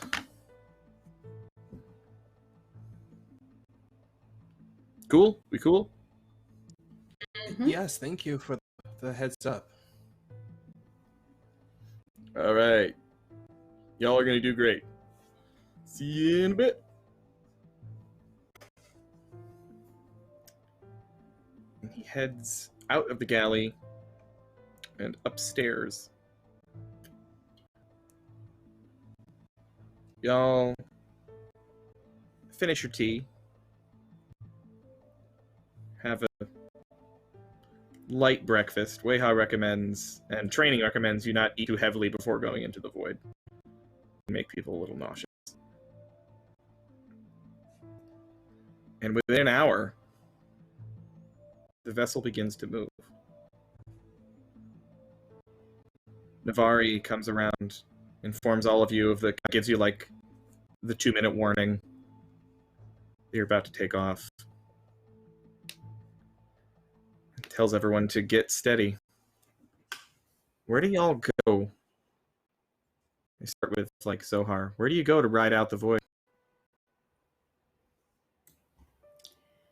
I'm actually gonna stay in the galley, get everything like cleaned up and I guess secured, cause space. But I've got the little packet of like letters and messages and things of varying ages and levels of falling apart as they've been unfolded and refolded, going in and out of pockets over the years. And I'm just gonna leaf through those a little bit and read them over, even though I already know all the words very well.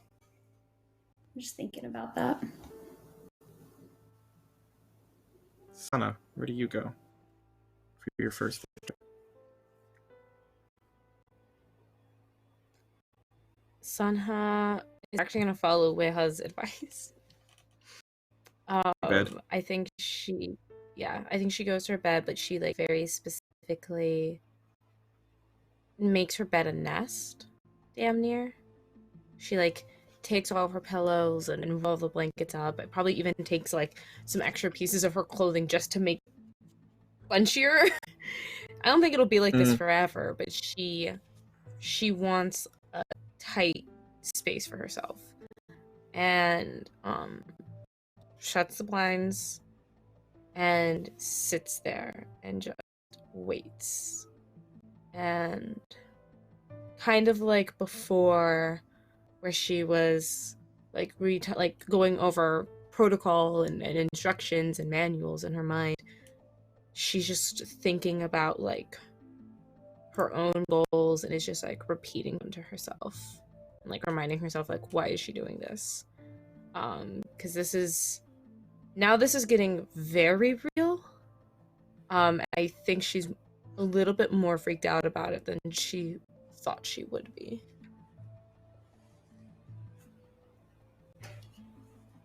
So you settle into the nest. Yara, where do you go? Okay. Yara will go to Oshan, knock on his door, and ask, "Would you like company?" Oshan opens his door. He looks around.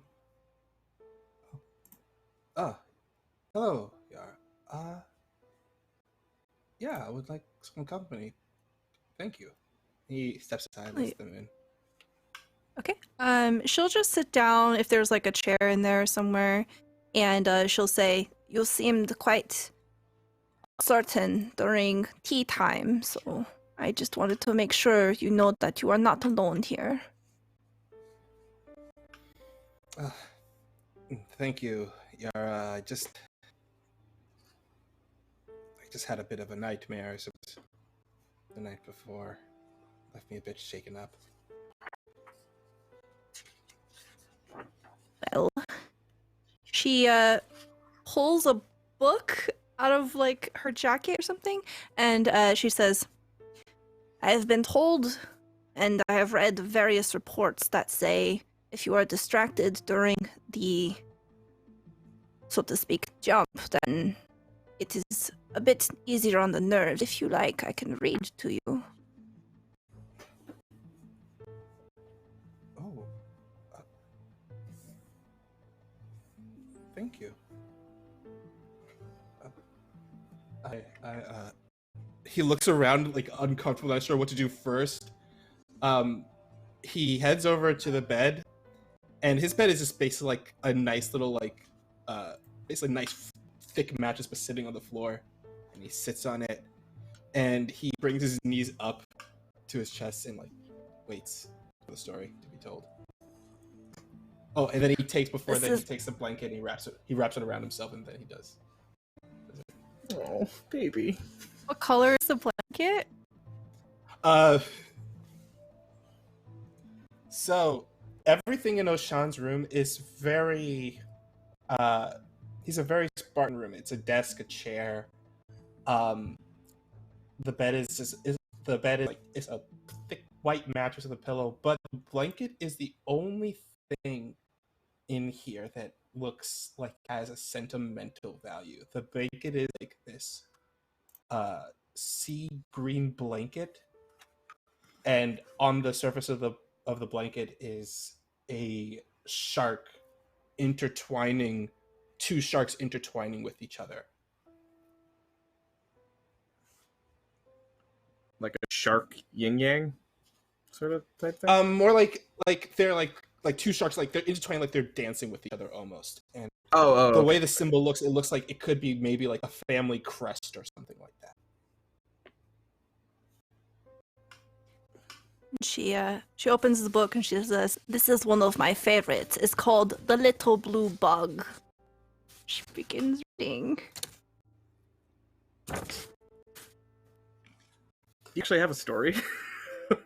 No, this is my character sheet. Okay. Sean is enthralled. He listens to this story and he just takes it in and he enjoys like every single bit of it. And if there's like moments where it looks like things are getting like intense, he looks really drawn and is like but wait, what happened to the little blue bug? What happened to the blue bug's friend? Did he survive? Did they survive the log? Yara, tell me the little blue bug's friend survived the log. And then she just like starts to turn purple, and she just like flips page and keeps reading and reading and reading. Oh goodness, he survived the log. Oh my goodness. I am not sure what I would have done, because the page ended with the beak coming through the log, and I thought it was going to be eaten, but they survived. Oh, this has been a roller coaster of a story. Keep going. It is a good story. And then she continues. This is an amazing story. Yeah. You precious little beans, you. Oh my god. So, well, Oshan and Yara are being goddamn adorable. Sana, you're getting yourself level. laying in bed when there is, just before takeoff time, another one of those light knocks on your door. Commander. Sanha takes a moment to breathe, then okay, and gets up. Opens the door just enough for Navari to see her, but not actually her room. Yes. Weihar asked me to come confirm with you destination. We understand per our itinerary we have 4 planets we are due to explore. That we have codenamed Hazy Eden, Amber Ocean, Glacial Tundra, and Azure Savannah. I understand that it was your determination, which has been concurred with the consortium, that Hazy Eden is the most probable first destination. We currently have the ship set course for Hazy Eden. I simply wish to confirm with you that is correct. Protocol. That is correct. I need a verbal order. Of course. Yes. Please inform Weihar he is to set course to Hazy Eden right away. Very good, Commander.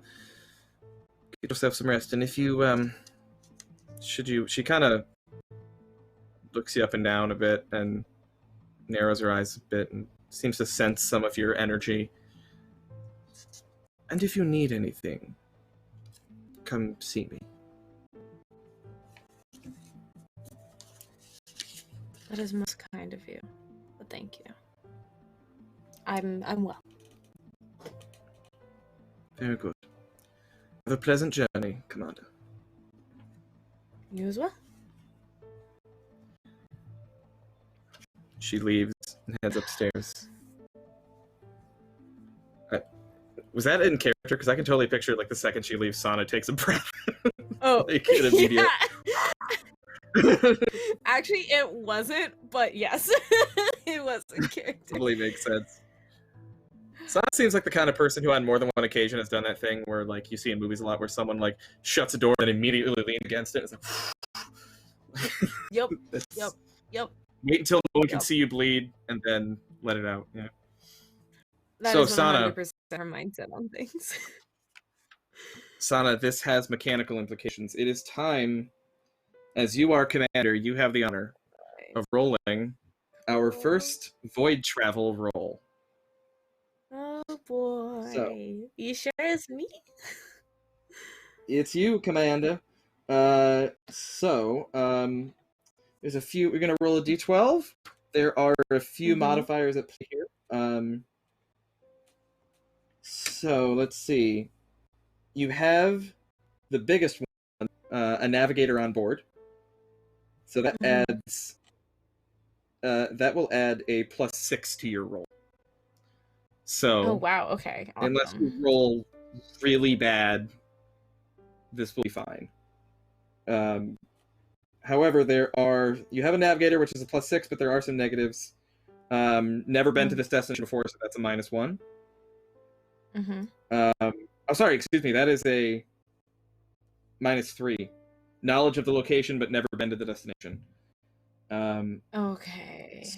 So that is all. So you'll be rolling a d12 with a +3 to determine the outcome of this. Awesome. Let's do it. Unbelievable. Can I give my die to you, Sanha? I was just about to say, if we can donate, let me do it because I already have to. Please, let me. I mean, this is the greater of the good. Yeah, please. If you want, you may. That's so funny. Yeah. No. Liv, I think the void is out to get you. For real. You know, the worst part is I played a game this past weekend and I was like, oh my god, I think my roll 20 is cleansed, and apparently not. Okay, let's try again. Okay. That's Much a 9. better. Much better. That's a 9. Alright. This will be... Alright, a 9 gets you an ordinary, uneventful journey, so... You know what, though? You know what? We hit a retweet What? goal. We hit a retweet Oh, goal. yeah. Which you a boon. Congratulations. That's marked. I have marked in my notes. I still owe you a Bane from last time I never got to use at the end of the last session.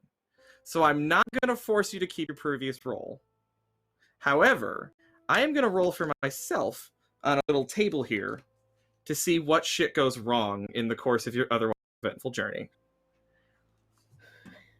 So, where is my...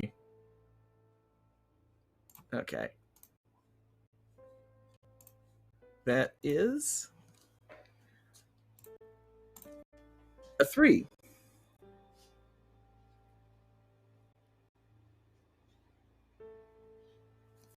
Oh boy. Oh boy. All right. The vessel begins to move.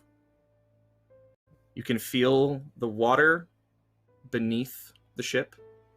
I want to thank you for that donation, by the way. I just came in. Much appreciated. Thanks. God knows we're gonna need it. Yeah, you're really gonna need it. So you feel the buoyancy beneath the ship as it begins to slide across the water and toward the void tear. You don't know how long it takes. Zohar waiting in the galley, rereading old letters. Oshan and Yara distracting themselves with pleasant stories, and Command Sana just trying to keep it together, to stay level, back in her cabin. You find it harder and harder to keep it together as the effects of the void begin to take hold.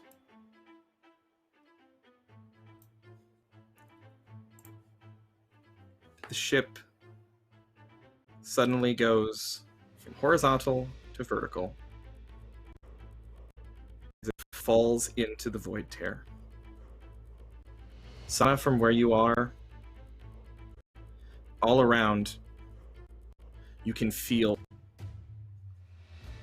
that the walls are breathing. Everything around you is in this state of flux.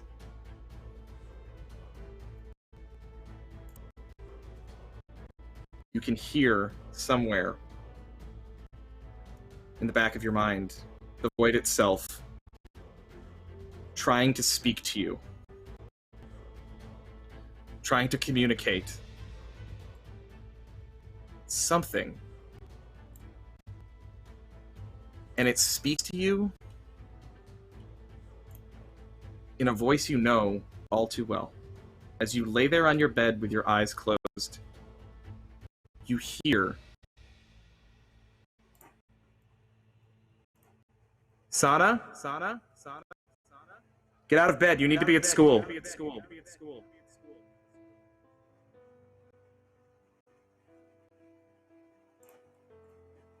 Sana! I won't ask you again. Okay, I'm not there. I'm... And she's just like covering her ears and just like trying to focus.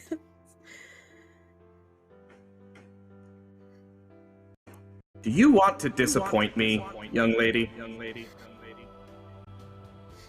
No. Then get up! Okay.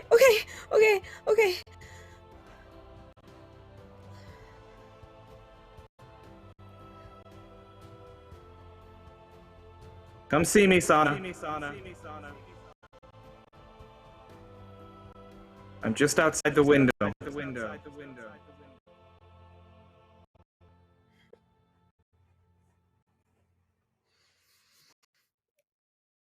She gets out of bed, but she stays planted. Like, she's standing, and she's facing towards the window, but she's not walking towards it yet. Roll a willpower contest. Okay. Wait. I also, oh man, I feel terrible. I should have got all these. I do have an ability for this because I composed. Perfect. So, yeah. Wow, blowing up the black void thing. So I'm just trying to remember what that means. It sounds good.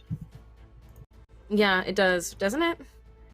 Let's see if I can actually Sounds remember useful. what it is. Yeah. Thank you for your patience as I scramble. Here, Sana, let's take a closer look, shall we? Yeah, I've got it pulled up. I'm looking right now. I'm so sorry to be this person. It's a talent. Yeah, I'm on there right now. It's a willpower. Composed. So I get a +1 to resist all fear, awe, delirium, and intimidation rolls. Yes, I would call this intimidation. So I believe you will get a +1 for this. Cool. Okay.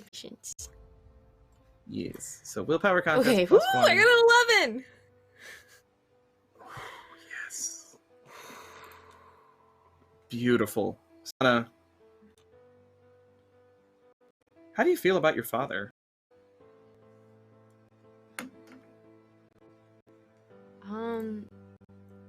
Well, I mentioned earlier that like my father was the human one. My mother's column. So Sanha actually loves her dad a lot. She's always wanted to like spend time with him, hang out with him, and wanted to like that was her person for comfort. So this so voice you hear then, this doesn't sound like him. No. And I think This I isn't realize right. that. I mean, you may remember the pressures of your childhood, but it was never like that. Not from him, at least. My grandfather, different story, but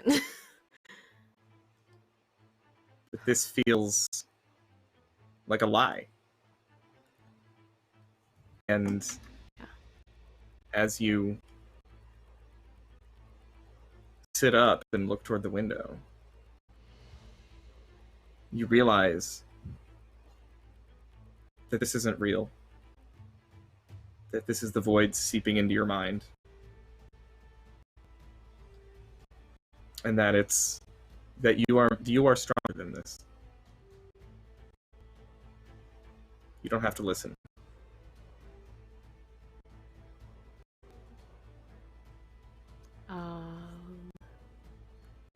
And the voice changes from angry to plaintive.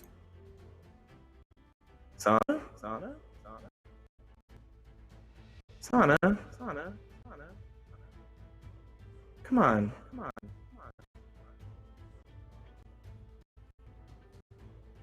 Sana walks right up to the window. Like, her nose is touching it, basically, but she does not open it.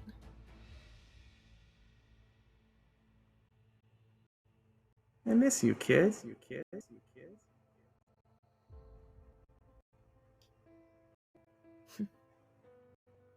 I will see you when I'm back.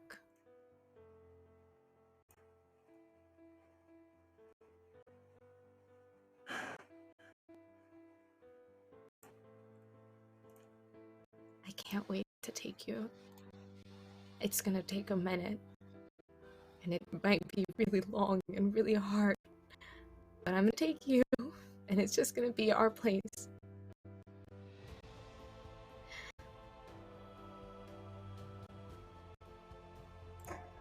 And I can do this for us. I can do this for the both of us.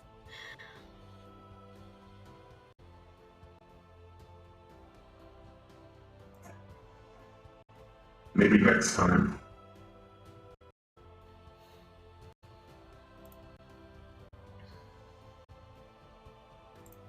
You resisted, Sana. Yay!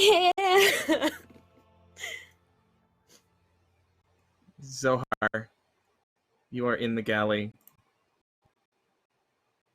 reading your letters. When you feel the tug of the void that you felt before, pulling on you.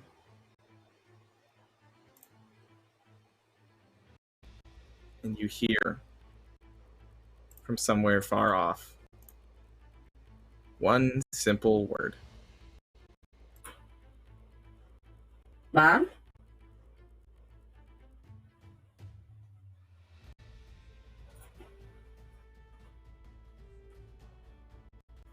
Which one is it?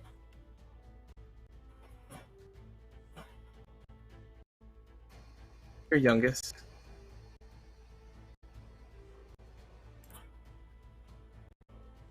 Mom?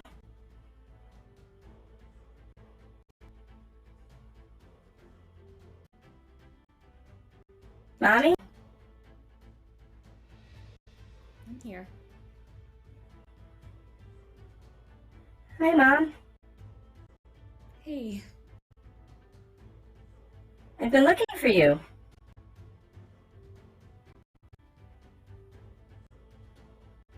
Oh, yeah? Yeah. Far and wide.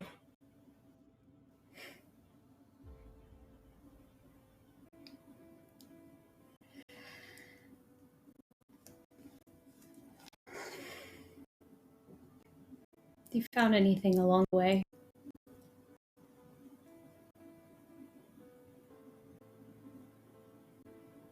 I found that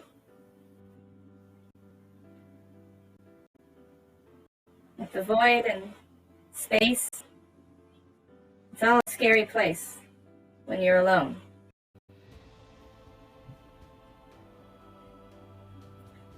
I don't want to be alone anymore. I know, honey.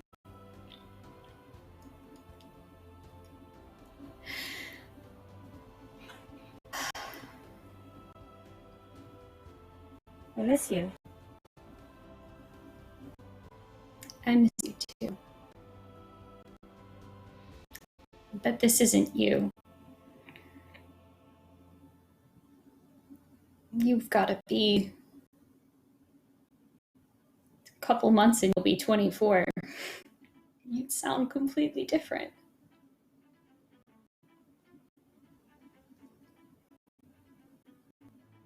It's me, Mom. I still miss you. I don't know what this is, but it... Mom. That doesn't make me any less real. I know. Doesn't make me love you any less either. Roll a willpower contest. Okay.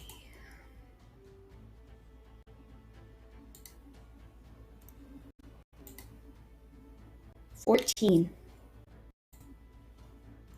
Damn, Mom. I crit That's really again. good.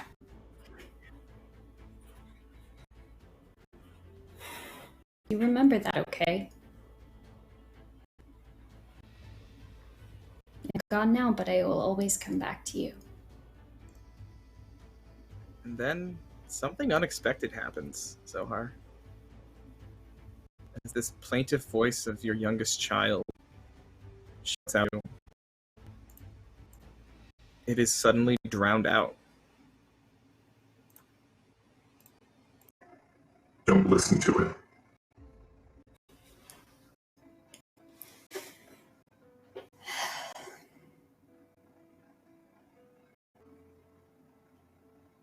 Not for a second. I thought you...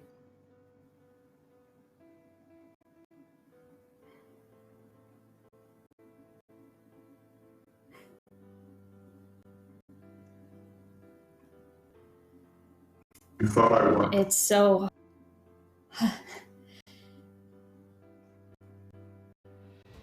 It's so hard to remember we're going home when I'm really, really leaving it. I mean, really.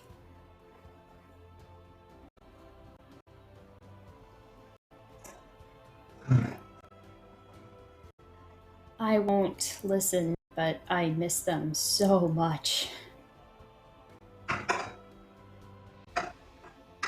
I feel that.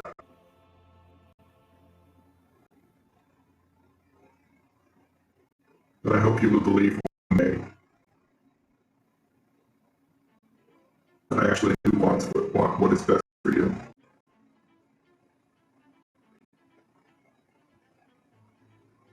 And what you heard does not share my interests.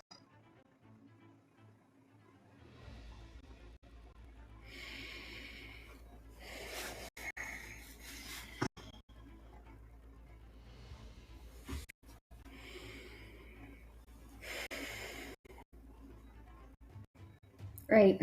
Focus on me, Zohar. I will guide you.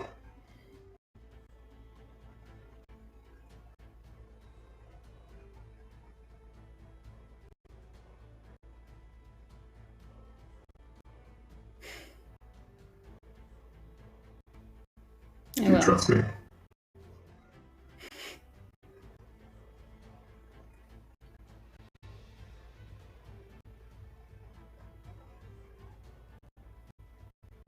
Yeah, I think I do. I don't always understand why you do the things that you do, but yeah, I trust you.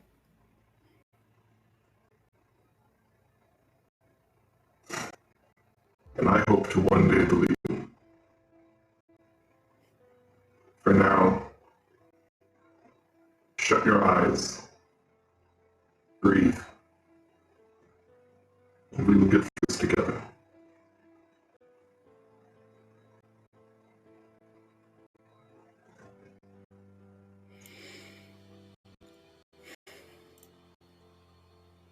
Meanwhile, Yara and Oshan, you have been together, reading from a storybook. Blue bug. As the ship dips into the void. You too see the walls begin to breathe. As the two of you look into each other's eyes, the other one's face distorts and swirls. Things begin to break down around you. It looks as if the ship is rotting, but the walls will splinter, and at any moment, you'll be tossed into the void. Behind Oshan, on the bed, is the window. The shutters are drawn. But Yara, you hear Oshan say, I wonder what's out there.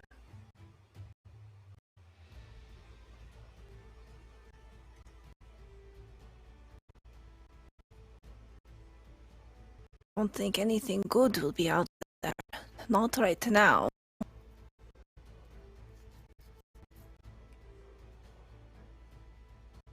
I still am curious, aren't you? Of course, I'm curious about everything. I want to see it with my own eyes, but even I know my own limits.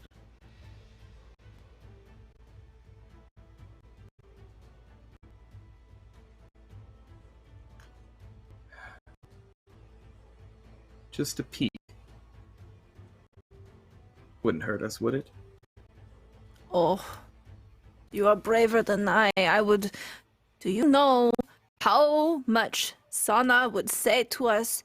She would tear down the walls, she would break things, she would be so angry with us. There is no way that I could ever do that to her.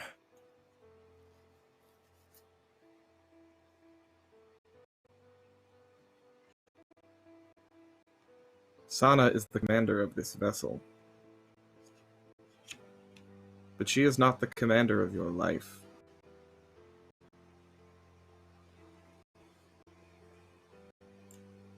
You have a mind of your own.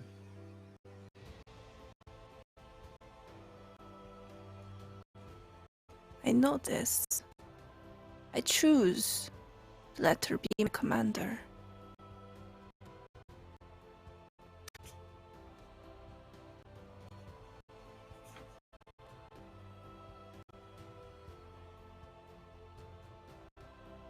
Do you choose because of her intellect or because of yours?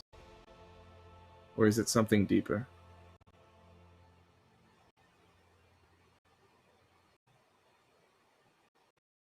Why?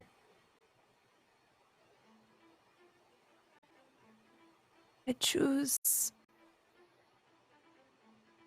because I know I can trust her.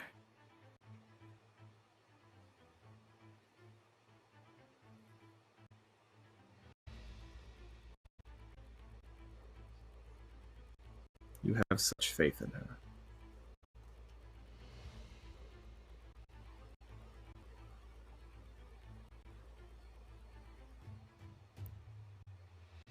She's looking right now.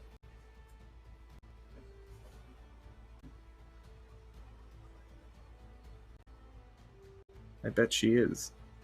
She is brave.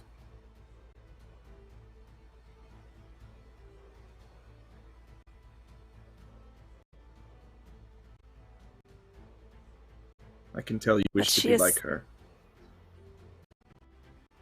She is smart. We have received training for this.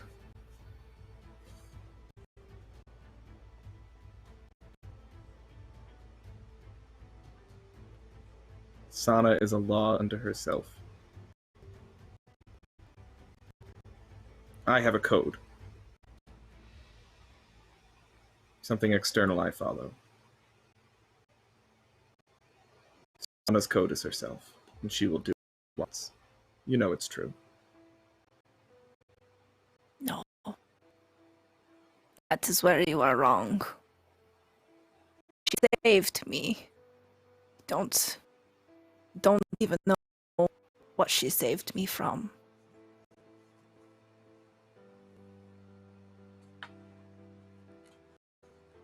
And will she continue to? She couldn't even have you in the same conversation with an aristocrat.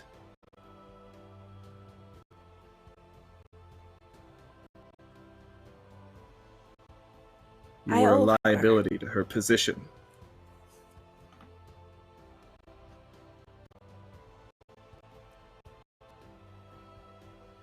I trust her. I trust her.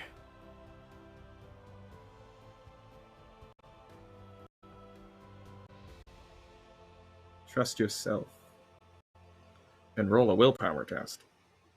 Oh my god, my makeup is burning my eyeballs. Oh. Can't see. Okay, +2, 14, baby. Oh, okay. Oh, yes. We're gonna come back. We're gonna come right back to that in just a minute as Oshan is sitting across from Yar. Oshan, are you okay? Yes, I'm fine. This void, it frightens me. Everything is all mixed up. Nothing is where it should be.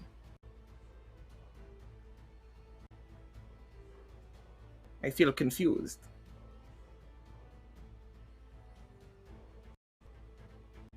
Well, that is understandable. I know when I go through something new also, I know I'm kind of nervous and confused too. But remember, we have to stay strong and not succumb to the void. Don't look out the window. No.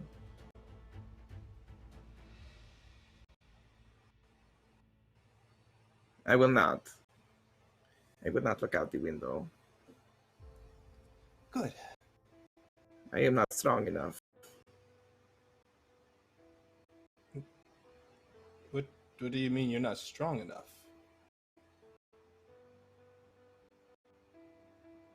You are the one who protects people. That is why you are here. That is correct. Can you protect the void?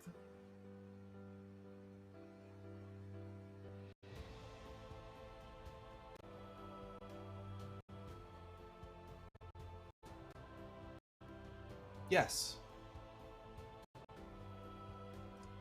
I'll protect all of you from the void. I'll do what I can to make sure that none of you fall victim to it. I want to believe you. I want to believe you will save us from the void. But how do you know you can protect us from it?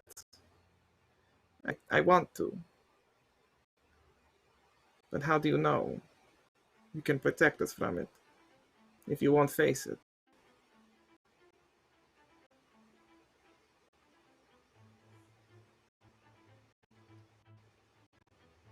It's true. I can't face the void. You're not supposed to look at it. You're not supposed to give in to it and fall victim to it. Yes, I fear the void. I am so frightened of it. The thing is, that fear is what powers me, though.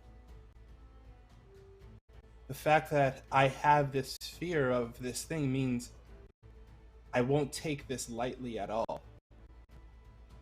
I will take this with the utmost serious and use every fiber of my being to make sure that not only I will not look into it, but that I will make sure not to fall victim to it.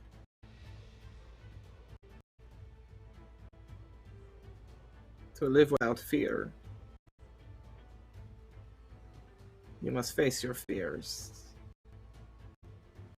So roll a willpower contest.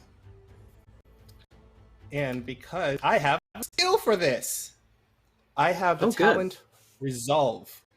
The character is unwavering and vehemently resists anyone trying to influence him or through suggestion or supernatural means. So it just means I gain a plus one to either mind controlling or suggestive powers. On a D12 system, a +1 is huge. I would call this kind of mind control-y, yeah, so. I get a +2 because my resolve is already a plus. My willpower is already a +1. So. Alright, baby. Here we go. Ah, not bad.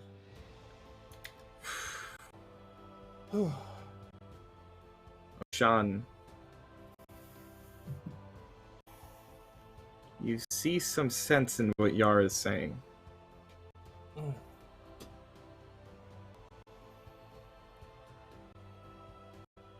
You were raised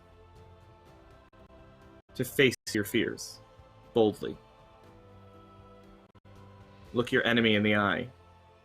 Stare down the things that frighten you. Never be intimidated. Never let anyone or anything your courage. You can only be courageous when you are afraid. And you are afraid. You feel the temptation to peer out the window. But then Yara, you see Oshan's hand begin to raise toward the shutters. What do?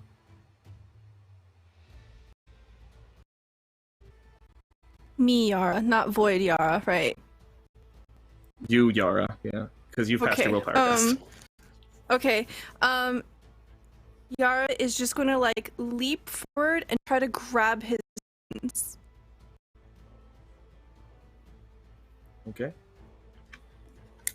You are owed a boon, and so you shall have it. I will not make you roll for this. But tell me how you stop Oshan. she will grab Oshan's hands and try. She can't pull him back. She is so small compared to you. And she'll just start to say like the first few lines of The Little Blue Bug over and over to him. She has memorized this book front to back. It's her favorite book. Think of the little blue bug, Oshan, how brave it was. You do not need to go see the void.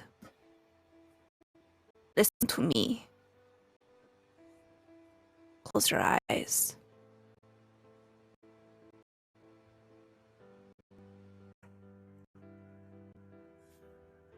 Don't be a coward, Oshan.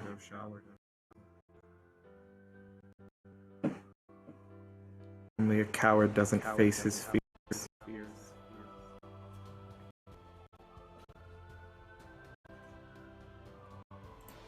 Hear these competing in your mind as Yara's voice breaks through the echoes.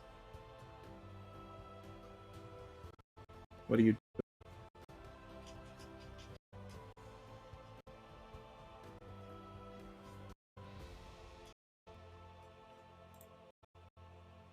Oshan, he's out to, his hand reaches up, and then he feels,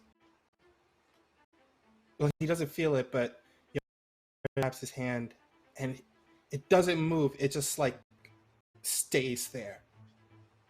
And Yara knows if he moves his hand, it's not a strong effort to knock her off, but it just stops, and he hears those words of the story repeated over and over again. And his body like tenses up for a second, and then it relaxes. Yara, you're honestly the bravest person I know. And his hand lowers down, and he just relaxes against Yara.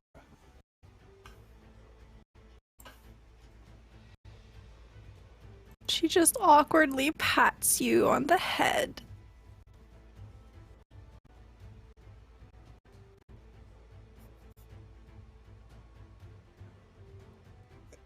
Thank you, Yara.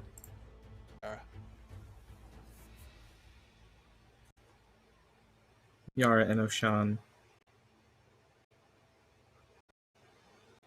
defeat the temptation of the void together. Though it tried to pull them apart and tempt them with the other's affection.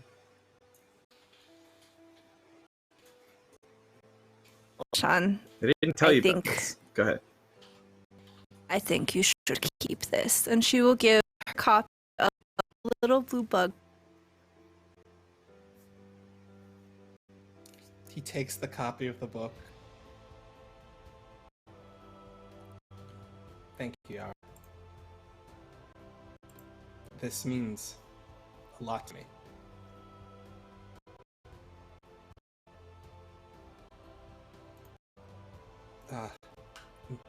Hold on. He opens up his travel pack, rummages through it, and he pulls out a cloth pack, and it's a picture of an octopus holding a mallet, and he gives it to Yara. Here, this is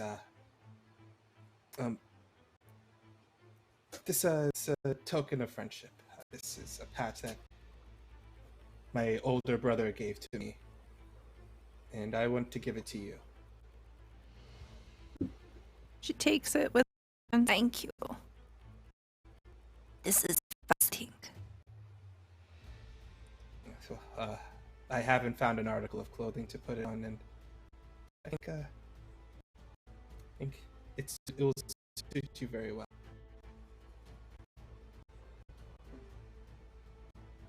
You see her turn this like, rainbow color, and she goes, "Thank you." She'll sit back down.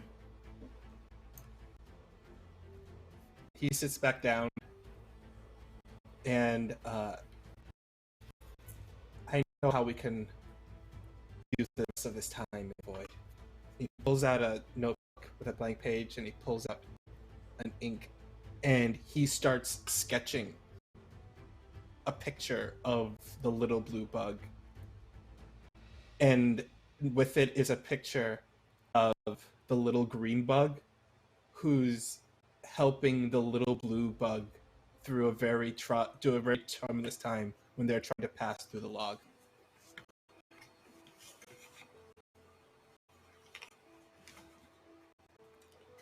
Together, the unlikely pair make themselves their own little picture book version of the little blue. No one told any of you about this side of the void. That it not only is too much for the mind to handle, but that it will use your fears and your loves against you to draw you into it. This is your first voyage into the void.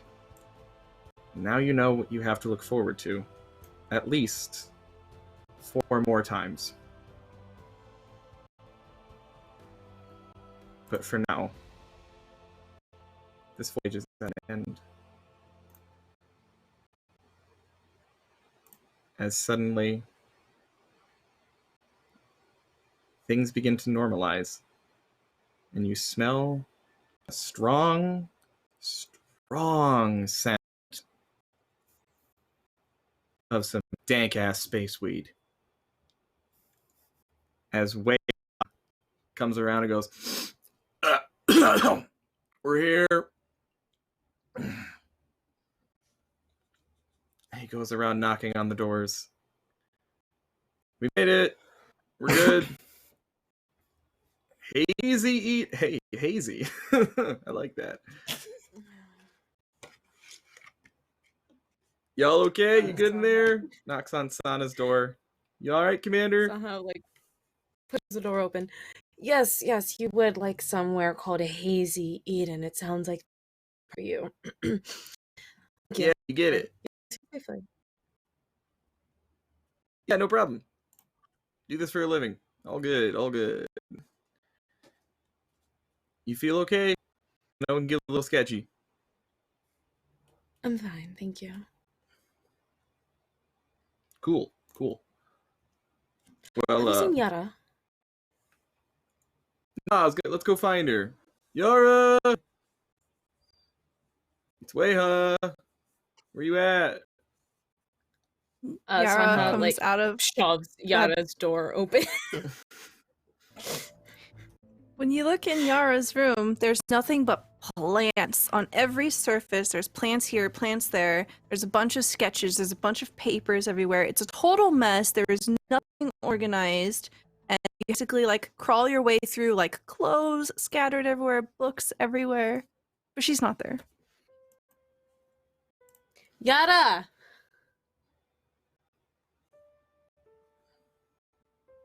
Oh, man. And her head pokes out of Oshan's room, and she's holding patch blanket thing. She's "Hello, Sanha." Sanha rushes over, grabs Yara, and turns her head so she can look at one eyeball at a time, back and forth to make sure that they're okay. Did you look? Don't lie to me. Just kind of slumps in your hands. She's leaning forward, looking up at you with big puppy eyes. "Of course I did not look. I thought of you. I knew you would be angry if I looked." Okay, good. Did you look? You good? No, of course not. The first part of training is to never look in the void, please. I didn't even come close.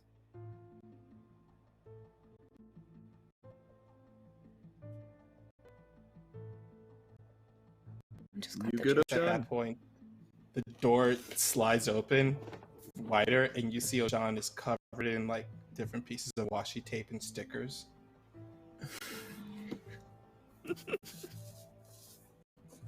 a new look for you, Oshan. Oh, yes, we did arts and crafts. You're an That's artist. how we. Oh, yes, I am. Do you want to see? And he holds up a sketchbook. Yes, I'm quite a talented artist. Opens a sketchbook. There's actually very well done pictures in here. There is a first page is a picture. First picture he shows is a picture of, like a scenery of a sunset over a river. Another picture is a picture of. You see a really intense, dramatic picture of a tiny blue bug dangling from the lip of a log as a large heron swirls above overhead, and a little green bug is doing all they can to pull this little blue bug up and out of this log just in time that this heron doesn't eat them.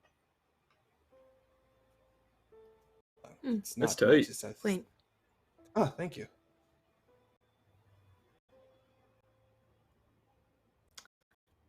Sanha can't find anything negative to say about these drawings.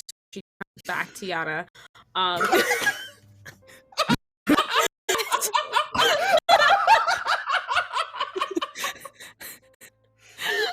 Beautiful. I just see this whole gears turning, like something. Smoke pouring from her ears.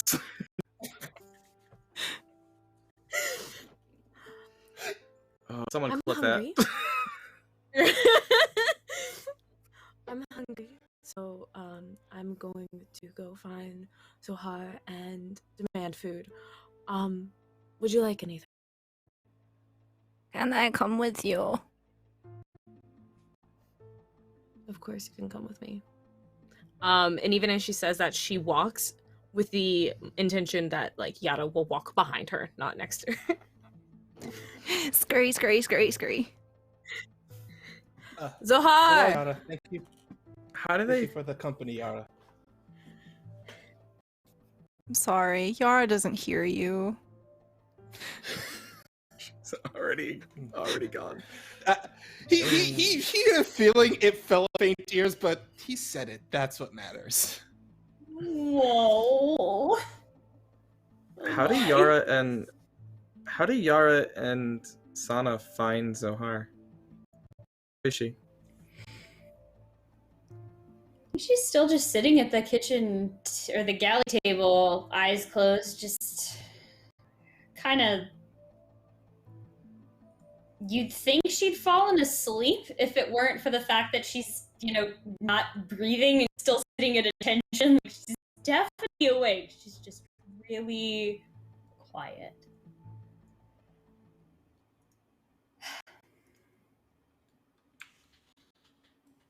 Zohar. Yeah. Did you? Everybody looks good. Everybody looks not sick from the void. Okay. Yara was hungry. Right. But I see that you're going through something, so I can stay. And Sanha walks into the galley and just stares for a minute. Just stares at the oven or whatever for a minute. Is trying to remember anything she's watched Zohar do, as if like that might help her figure out how to do this. Sana doesn't know how to boil water. Oh. I can boil water. It's eggs that are the master. Oh yeah, I meant to ask you about that. How do you feel about eating them? Because if not, I have a couple of ideas. Eggs are delicious. Okay, cool. Yara, Why would that be weird? what do you think about eggs? I mean, we don't lay them, so we don't really care about eating them that much. You like most people were born from eggs, so. Yeah, I was just thinking it probably came from an egg. Sure. You know, Sanha's just a savage. Here's what we're gonna do. We're gonna make 2 dishes. We're making space shakshuka. One of them has eggs. One of them we're using chickpeas and olives instead. You don't have to worry about it. You basically put all of this stuff in a pot and it takes care of itself. So watch me. You take the egg one. I'll take the other one. Okay? I don't mean to interrupt. Zvarians in the galley. Commander. It's okay. Yes. I'm sorry to interrupt your meal, and you should have, but there's something you might want to see. Okay, right away. Come with me, top deck. Yes. I'm gonna come too if that's okay. Quite. Yes. You'll all see it you eventually. Stay here. Yeah, you gotta stay here in case Oshan needs you. But yes, Zohar, please. Weha. Mainly because she doesn't want Yara freaking out yet. Weha's like, what's the deal? And he just like follows along. And she takes you. Navari takes you to the top deck of the Sentinel. You see that the ship has come up through the void and is sitting in the middle of a lake, much as it did when you left. So this time, you are surrounded. This is a small lake, not much, more of a pond, not much bigger than the ship itself. You're surrounded on all sides by these pin-straight, tall trees that are big, wide, like redwood trunks, top these bright green leaves. The sky is a beautiful, perfect cerulean blue. There are flowers, thousands of wildflowers growing all around you. Beautiful golden rolling hills that stretch in every direction, save for one. As Weha says, "Whoa. Wasn't expecting that." As directly in front of the ship, in a parting in the trees, there stands a city.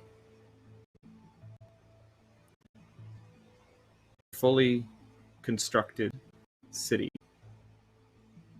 of stone buildings. Tall, narrow, that covers this entire clearing in the forest. And that is where we will end tonight.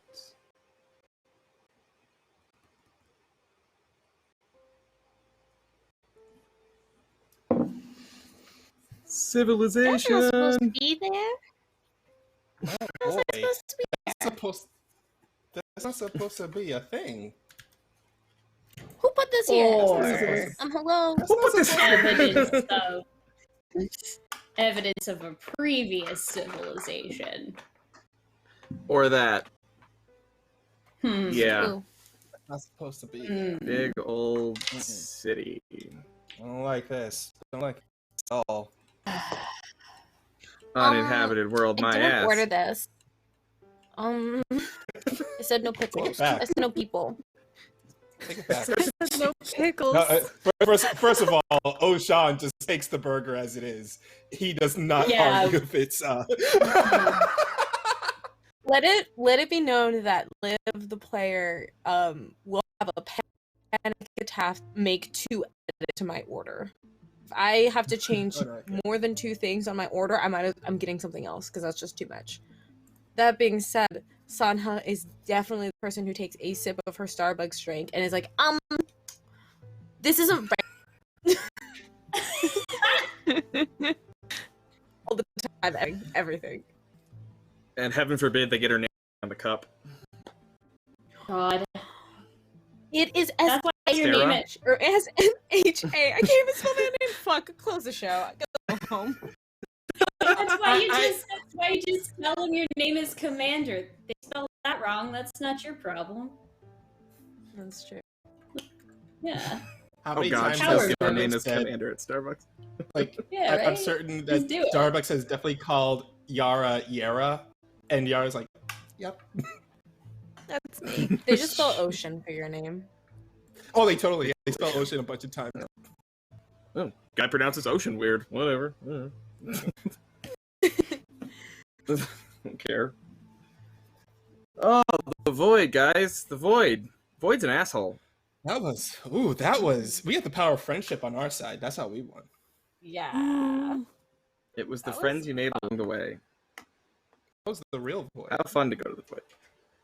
Yeah, this one had a lot of weird beats. You had, like, party, hanging out with aristocrats, Void trying to tempt you in hell, and then the city on a planet that's not supposed to have anybody on it. This is the one, if I'm remembering right, too. Hazy Eden was one that was supposed to be scouted, too. And yet, there's stuff here. That's weird. Figure out what that's about, Nick. Anna, how you feeling? Good. Good. I love this game. It's always fun to play. And I think about it all the time when I'm not playing it, so I know it's good. It's good. I was just so pleased with all the like small miniature like character interactions one-on-one or one-on-two that we did, and it was just like, oh, the blue bug. The blue bug will live rent-free in my brain forever. The blue bug. Like, that was so fun. That was so wonderful.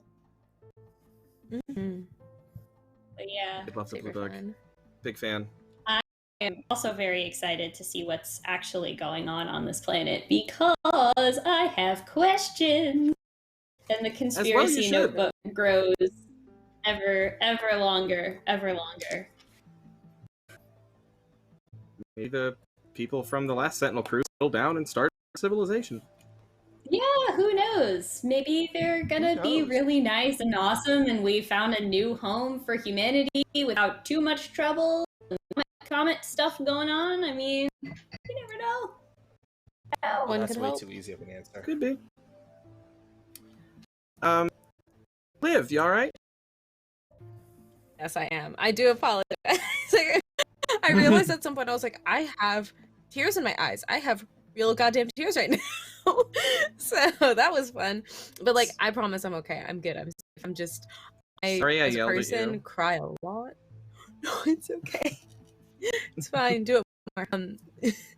No, I as a person am a very emotional person. I cry easily. So I realized like I realized basing some things on it. I thought that was cool how that worked out, but I was basing that scene on a few assumptions. I'm like, okay, like I know that Sana's like kind of high society. I remember you mentioned like she's got this kind of like pressure parents thing going on. Mm-hmm. And I'm like, okay, I'm sure one of her parents was probably a jerk. And I'm like, I'll just be mean and just see how that plays off. And I like that didn't actually gel though with your understanding of the character because it actually made you passing the test make more sense. It's like, wait, that's not my dad. Yeah, my dad's not a jerk. Yeah. You're not my dad. Not my real dad. You're my boy dad. Dad asshole. Yeah, no, honestly, it all worked out really, really well. And it was fun to kind of like, I don't know, I'm so bad at like keeping character secrets. Just a role player. So it's only episode 2 of the season, but it was fun to kind of start like getting into Sanha's actual motivations. So like that's yeah, even though it was like kind of an emotional scene, I was like, this is fine because like this is truly how she would feel. She's just my little chick, my little birdie. She was going through it. I did like how the argument between Oshan and Sanha set up for her void moment. Like the fact that he said that he called her like he did. That's where I got the idea. Yeah, that's where I got the idea. that's what made me think of it. I'm like, oh, she's got pressures. Like, let's play with that and see what happens. And then you two being together, it's the same thing. Like I'm just taking whatever I feel like is like the whole void idea was like take whatever they're drawing strength from and just invert it and send it back on them. So like Sana's motivated. Let's take that back in her face. Like Zohar, you know, like misses her kids and his life and is trying to find a new one. So let's take her previous life and shove it in her face. And then with Yara and Oshan, like y'all are together trying to stay tough for each other. So what if you were the ones that were actually trying to tempt you into doing it? So, I mean, my favorite part was I got to practice Yara impression. So that was fun. You did good. You did really good, you. yeah. Thank you. Loved it. You're a tough one to imitate, Wally. I was trying my best with Oshan, but that was a hard one. I love anytime I get to doppelgang my players. Doppelganger your characters. That was fun. Yeah, so Stella, how are you doing? Oh my god. I love this so much.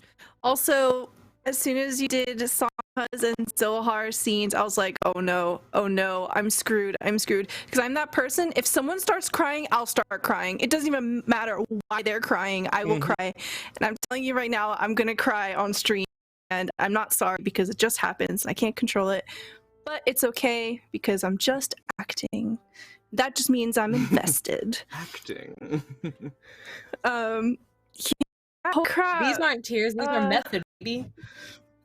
Yeah, for real. Yes. You know, I'm not like, you know, relying on my pillar of strength. Nope.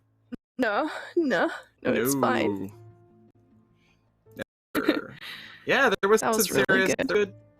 There was some pretty serious emotion coming out, so just want to make sure everyone's cool, all good. Wally, all right? Let me tell you this. I 100% cried when it was 2 times. One, when Yara offered to read the book, that took me out. I was like, well, okay, well, you're gonna cry on stream. Here we go. You're gonna cry. Keep back those thugs.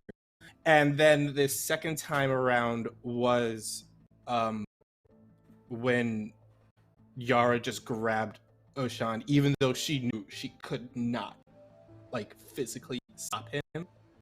The fact that she tried her best to get him to focus on her by telling the rate of the little blue bug all over again, that was like, nope, that's it. That's why you heard that long pause. I was like, nope, if I open my mouth, I will sob. Let it flow, Wally. Let's let it flow for a bit. Okay, we good. I'm glad that single man tear. Yeah, I'm glad that you went with that because the alternative was going to be I'm going to start beating your hands with the book, and I was like, that's a lot less cute. They are just so wholesome, these two. I cannot how wholesome their friendship is. We're so awkward. It really is. It's just the most little friendship they have. And then being covered in washi tape and stickers was just the cherry on top. Yes, that was precious. That was a fun scene. Yeah, also, by the way, I went from like the kid crying about the parent to the parent crying about their kid, so I was just off camera being like a little bit because oh my god. The Void Mom loved all of her kids, even the made-up Void ones from the past. Even the Void kids. Yeah, even the Rosemary Spade. I was okay, like, so willpower is Zohar's biggest stat because I just thought that would be interesting with somebody who has a loose cannon going on inside their head, but what if they contrasted that with willpower and when you're like, roll to withstand the void, I'm like, oh god, here goes Rosemary's Baby if I fail. I'm glad I didn't fail that. That would have been truly very sad, I think. But it would have been okay. I love, you know, safety rules. Yeah. This, I always tell people, jokingly, the line I stole from Savvy Seaworth a long time ago, of like, bold of you to assume I have a plan. But as far as like, I was sort of banking on all of you to pass those rolls. As far as what would have happened if you like, shit could have gotten real bad for you fast, and like, there are tables to deal with that, which I would have used, but like, those tables make really terrible things happen to you. So like, we could be in a very, very different situation. Out. Yeah, there's bad shit that happens to you if the void gets you good. Yeah, we could be in a very different situation right now. So yeah, look out for the void. One thing I've decided I'm going to do that I just think will be interesting moving forward is like, I feel like, okay, so I've done the whole devil on your shoulder tempting thing, and I feel like the void is just going to keep changing tactics for how it's going to deal with you. So it may not pull that. It may not pull that same trick again. Well, totally. I think that'll be fun. Yeah, peek behind. That makes the most sense. I'm curious. Yeah. That does just my other that favorite to thing your personally. Spreadsheet of my character fears. Go. One beer. My other favorite thing from this one was reestablishing the relationship between Zohar and the void demon in her head. That it's not so simple as the I'm trying to make you do bad things. I'm key where that goes. I have different ideas about it. The more I think about it, I have different ideas about what that is, and I'm curious. Me too. That is so funny, because I read that as like, no, you're not allowed to follow their bad influence. You're only allowed to follow my bad influence. That's certainly a plausible reading. That is, and it may be true. Like, I haven't made up my mind. Yeah, that is a way to read it, and that's totally a great way. I don't know. Yeah, I mean, we'll see how that develops. I've not settled on what I think this thing's motivations are, so it's organic. It's gonna change as it goes along, as fun things always do. Okay, so and I think I started last time with Liv, so I'm gonna go completely corner and start with Wally. Sup, y'all? It's your boy Wally. You follow me on Twitter at Wally WALLE2, just like a robot. Every Monday you can find me over at this bad boy's channel over here, Con playing some A State over at 7 p.m. We had a break last week because it was a certain person's birthday, and they survived a rotation around the sun, so we decided to celebrate it. So we took a break. That's worthy of celebration. This week. That is totally worthy of celebration. We'll be back this week. Wednesdays, you find me right here playing this game. I'm gonna be back here. Thursdays, I don't do anything special on Thursdays, but I mean, unless you want to go to Magpie Games Curated DM program, you can find my latest listing will be up very soon for actually, well, for the March 4th listing has already been sold out, but the second two-shot I have coming in March will be posted. I know it went fast.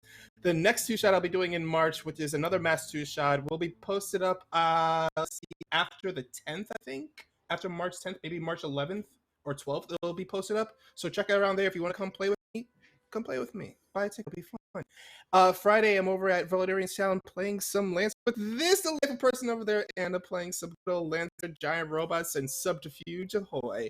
That's tons of fun. And then every other Sunday, you can catch me over at the Killer Dion's channel playing Set City Masks. Boy, howdy, things are getting real, because Colin was there, caused drama, he stirred the pot, he just left, because... I fucked all kinds of shit up and then left. Boy, did he. Oh, man, boy, did he. That was really fun. Yeah, it was. Oh, every Monday morning, you can catch me over at Nomadic and Gnome Brew, talking to people, chatting up with my two wonderful co-hosts, Aris and Gnome, so you can always catch me there, too. But that's it, that's all I got. That's all? Jeez. Yeah, all right. Stella. Hello. Hello, I'm a variety streamer here on Twitch by the name Stella Luna.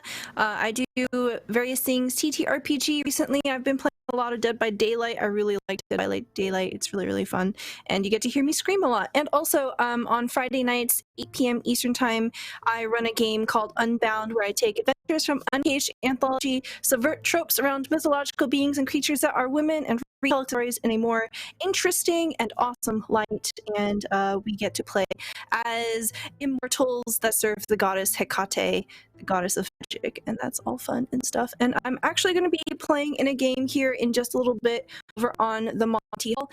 I'm playing a cat girl who's a pirate, and that's going to be really fun. Little one shot. So much for being here, and thank you, Colin, for an awesome episode. This was really good. Thank you. And Liv. Hi, my name is Liv, also known as Live in a Day over on Twitter. You can see that right there. Yeah, it's a pun. Man, I don't stream on my own, but I do like to bother people's streams, so you can catch me on a couple different places, or you can just follow me on Twitter and see the schedule. But on Mondays, I am under the table with Soda Party Chill, where we play indie games, and I'm a robot, apparently? I don't know. It's all coming together or falling apart. On Tuesdays, I am in too deep over at Rule of Lore, which is an all queer LGBTQIA plus cast playing Waterdeep. Be gay, do heists. Wednesday here exploring the Black Void with these lovely folks. Friday for 2 more weeks, I'm going to be part of a Parliament of Owls. We're on Q Times, where I'm just evil. I'm just evil. More evil than Sanha, technically. Evil, she's just technically. Yeah, there's a difference. Yeah. And then on Fridays, Saturdays for all of March, I am very honored and very excited to be doing City of Mist over on Super Dylan, like Super Dylan's channel. So they are producing it. We're gonna be playing City of Mist. I'm so excited because City of Mist is a weird game, man. I played it once. I'm ready to come back. It's a weird ass game. I'm ready to come back and show it who's boss. And if you want to find out about my character, gotta watch it on Saturday. But yeah, that's it. That's the schedule for March. All right, and finally Anna. You said that, and I was like, "Oh shit! It's almost March." What? Hi, I'm Anna. I know. You can find it. I know it hurts. It hurts. But it's been March for a year. I don't know what you're talking about. It has been just one very long March. Anyways, you can find me at Amirian941 pretty much everywhere on the internet. Like Wally said, on Monday, him and Colin play in a game of Estate over on Colin's Twitch channel. That's a super whole lot of fun. I'm a lot more murdery and a lot less chill with my character in that game. Yeah. Significant amounts of murder does occur when my character is around there. Tomorrow, you can catch me here on Weave the Tale, same time slot here as with our second episode of Parslings Going Off Script, which is our learn to play stream of Parslings. It's a game that it's a deck building TTRPG about people that have weird tattoo word ink parasite things living inside of them. It's super cool. Also Friday, yes, Wally and I have Lancer in the morning, and Saturday I'm over on Critical Misses in the evening playing Agnieszka the Grendel Bard, who has successfully become a champion of the Twilight Court. But at what cost? We only have a couple of more weeks left in that show, so definitely make sure you check that out. We also have VODs and stuff if you're not caught up on that. And I wrote some original music for that show, so I'm really proud of that. I'll share that again if people want to listen to it. One last thing that I wanted to plug, it's not coming up this Saturday, but next Saturday, I'm actually going to be GMing a Zweihander one-shot to raise money for Jasper's Game Day, which is an organization that does work for teen suicide prevention and mental health resources. So come by and check check that out. I will have more details about where that's being streamed and everything very, very soon. But it's going to be a wild and crazy, fun Zweihander time. I know Zweihander is usually grim and Paris often thirsty, but we're going to make it a little bit silly this time with this adventure that I have cooked up. So make sure to check that out. That's going to be the first Saturday evening in March. Okay, me. Geez, well, I mean, Wally and Anna always are helpful and if they say part of my schedule. So yeah, Estates on Monday on my channel. That's twitch.tv/Colonomicon. Check me out there. Follow me on Twitter @Colonomicon. And let's see what else is coming up. I'll keep it brief. This Friday over on Master the Game, I'm playing Pathfinder. Going back to my character, it's every other week. We do this one every other Friday at 8:30 on Master the Game. I play a character named Balthazar the Bastard, who is a undead oracle who is literally like falling apart. He had rot boy, like his body is decomposing, and he smells really bad, but he just wants friends, and he's usually very sad because no one wants to be around him because he smells very offensive. So come see me be a sad rot boy on Friday, and then the following Friday on my channel at 7 p.m. new time slot, where we have our talk show, the GM Postmortem. Where we talk with game masters and game developers about how to run a better game. And our next week is Gray, the game developer responsible for The Great American Witch, which you can find every Monday on this channel right here. And also Happiest Apocalypse on Earth, which is one of my favorite PBTA games. That's a PBTA horror game and a horrible version of Disney World. So Christopher has a wild, dastardly mind, and we look forward to picking it and learning all about where he comes up with his killer ideas and how to do games justice. So do come check that out. That's all. I'm gonna go down the whole schedule. That thing. Oh, you know what? One other thing. This Sunday on my channel, 7 o'clock, we're playing Quest. So come check out this week's One Shot Say is a game of Quest. Got some good friends that are gonna be playing that. We're gonna have a nice, little, relaxing, lovely romp in Quest. Do stick around. We're gonna roll a trailer after this. For the channel, so you can see the whole schedule for everything that's coming up on Weave the Tale, and then afterward we are going to raid over to our friends at Fable 4G. So please hang with us through that, and we'll go over and say hello to some friends of the channel. But that is all. Thank you all so much for joining us, everyone out there. If you're watching on YouTube, please like and give a comment. We would much appreciate it. And hello from the past, also. That's all for this week. We will see you all next Wednesday at 6 p.m. for the next episode of Black Void Into the Oblivious Depths. Good night, everybody. These are the tales we weave. Tales of magic. Tales of mystery. Tales exploring the beyond. And while we continue to grow, even more adventures await. In the depths of the unknown. Will you join us in the telling?